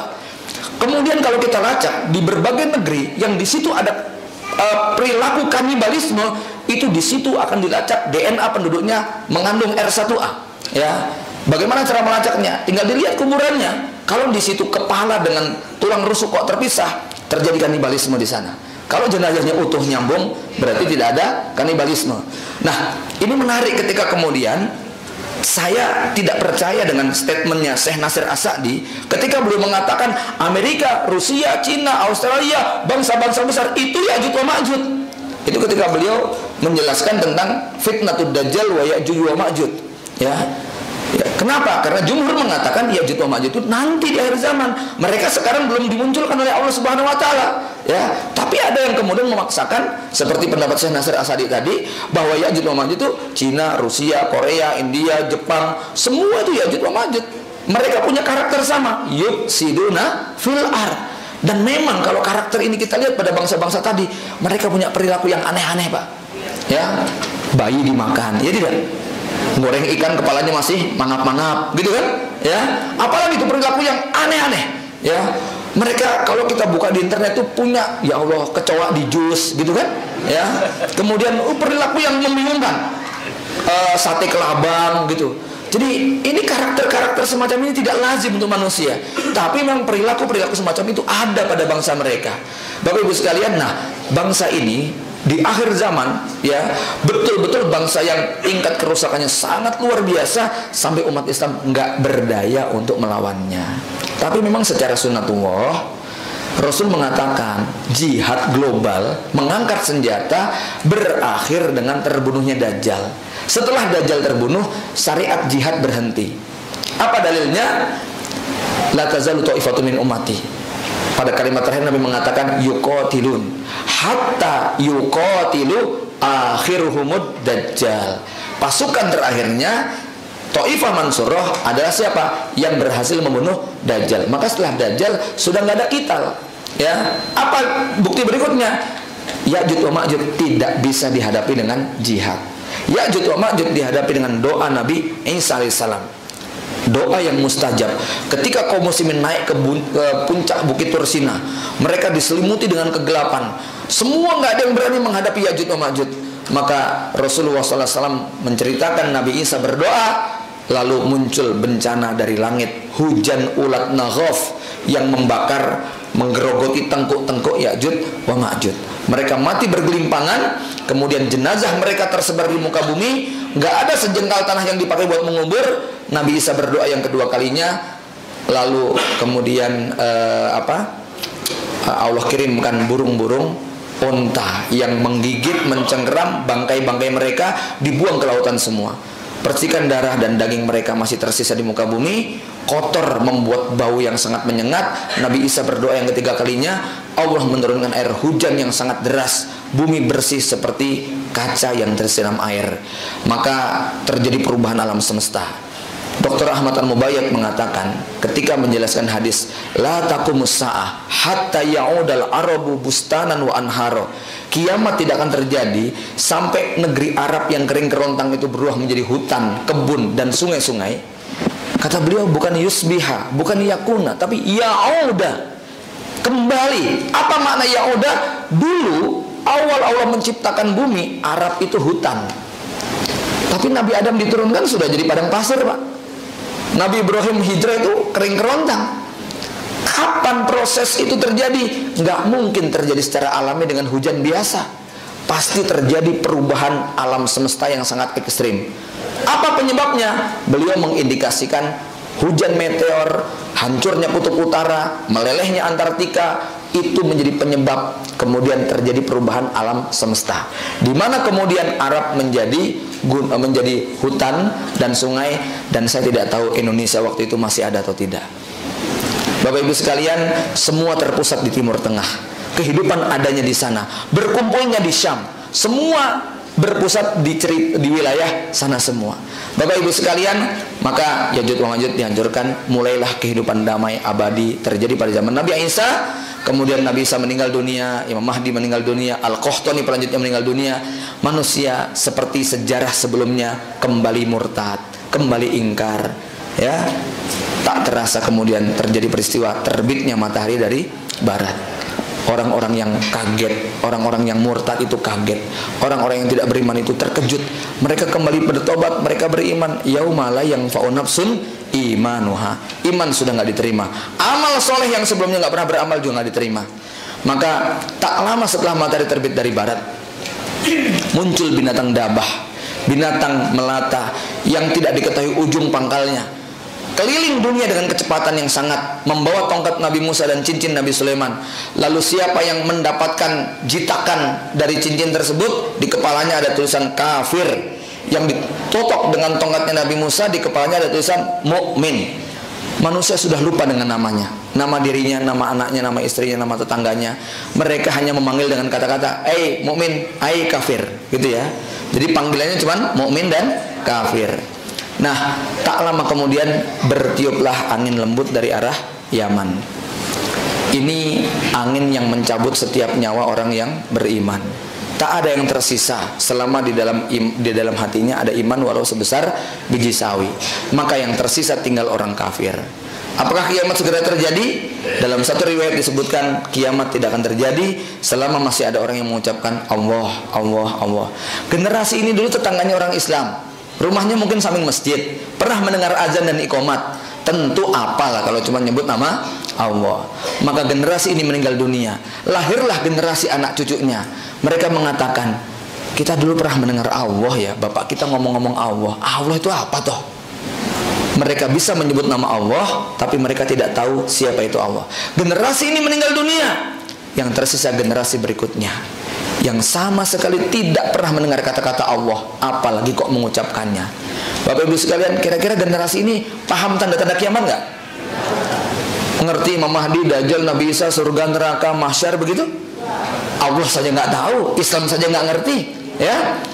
Inilah generasi yang betul-betul akan menyaksikan peristiwa kiamat. Syirarul khalqi, sejahat-jahat makhluk. Betul-betul kiamat datang kepada mereka bagtatan, kaget, mengejutkan, sekonyong-konyong. Kenapa? Sama sekali gak punya pemikiran akan adanya kiamat.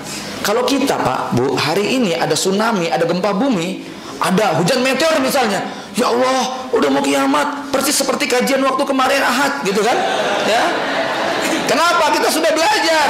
Tetapi generasi itu sama sekali tidak tahu. Rasul menggambarkan kekagetan mereka luar biasa. Al-Quran menyebutkan tazhalu kullu murdiatin amma ardoat wa tad'u kullu zati hamlin hamlaha. Maka Rasul menyebutkan anna dzalika idza kana kadzalik fa inna sa'ata yauma idzin kal hamilil mutim alladzi la yadri ahluha mata tafjuhum biwiladiha lailan aw naharo. Apabila semua tanda-tanda tadi sudah terjadi, maka kiamat seperti wanita hamil sempurna 9 bulan yang suaminya enggak ngerti kapan dikejutkan dengan kelahiran sang jabang bayi, apakah di waktu siang atau di waktu malam. Maka pada waktu hari tempatnya di alam semesta yang ditentukan, malaikat Israfil meniup sangkakala yang pertama. Bapak Ibu sekalian, 5 menit lagi tapi saya cukupkan saja. Ceritanya sudah ditiup sangkakala. Aku qauli hadza, assalamualaikum warahmatullahi wabarakatuh.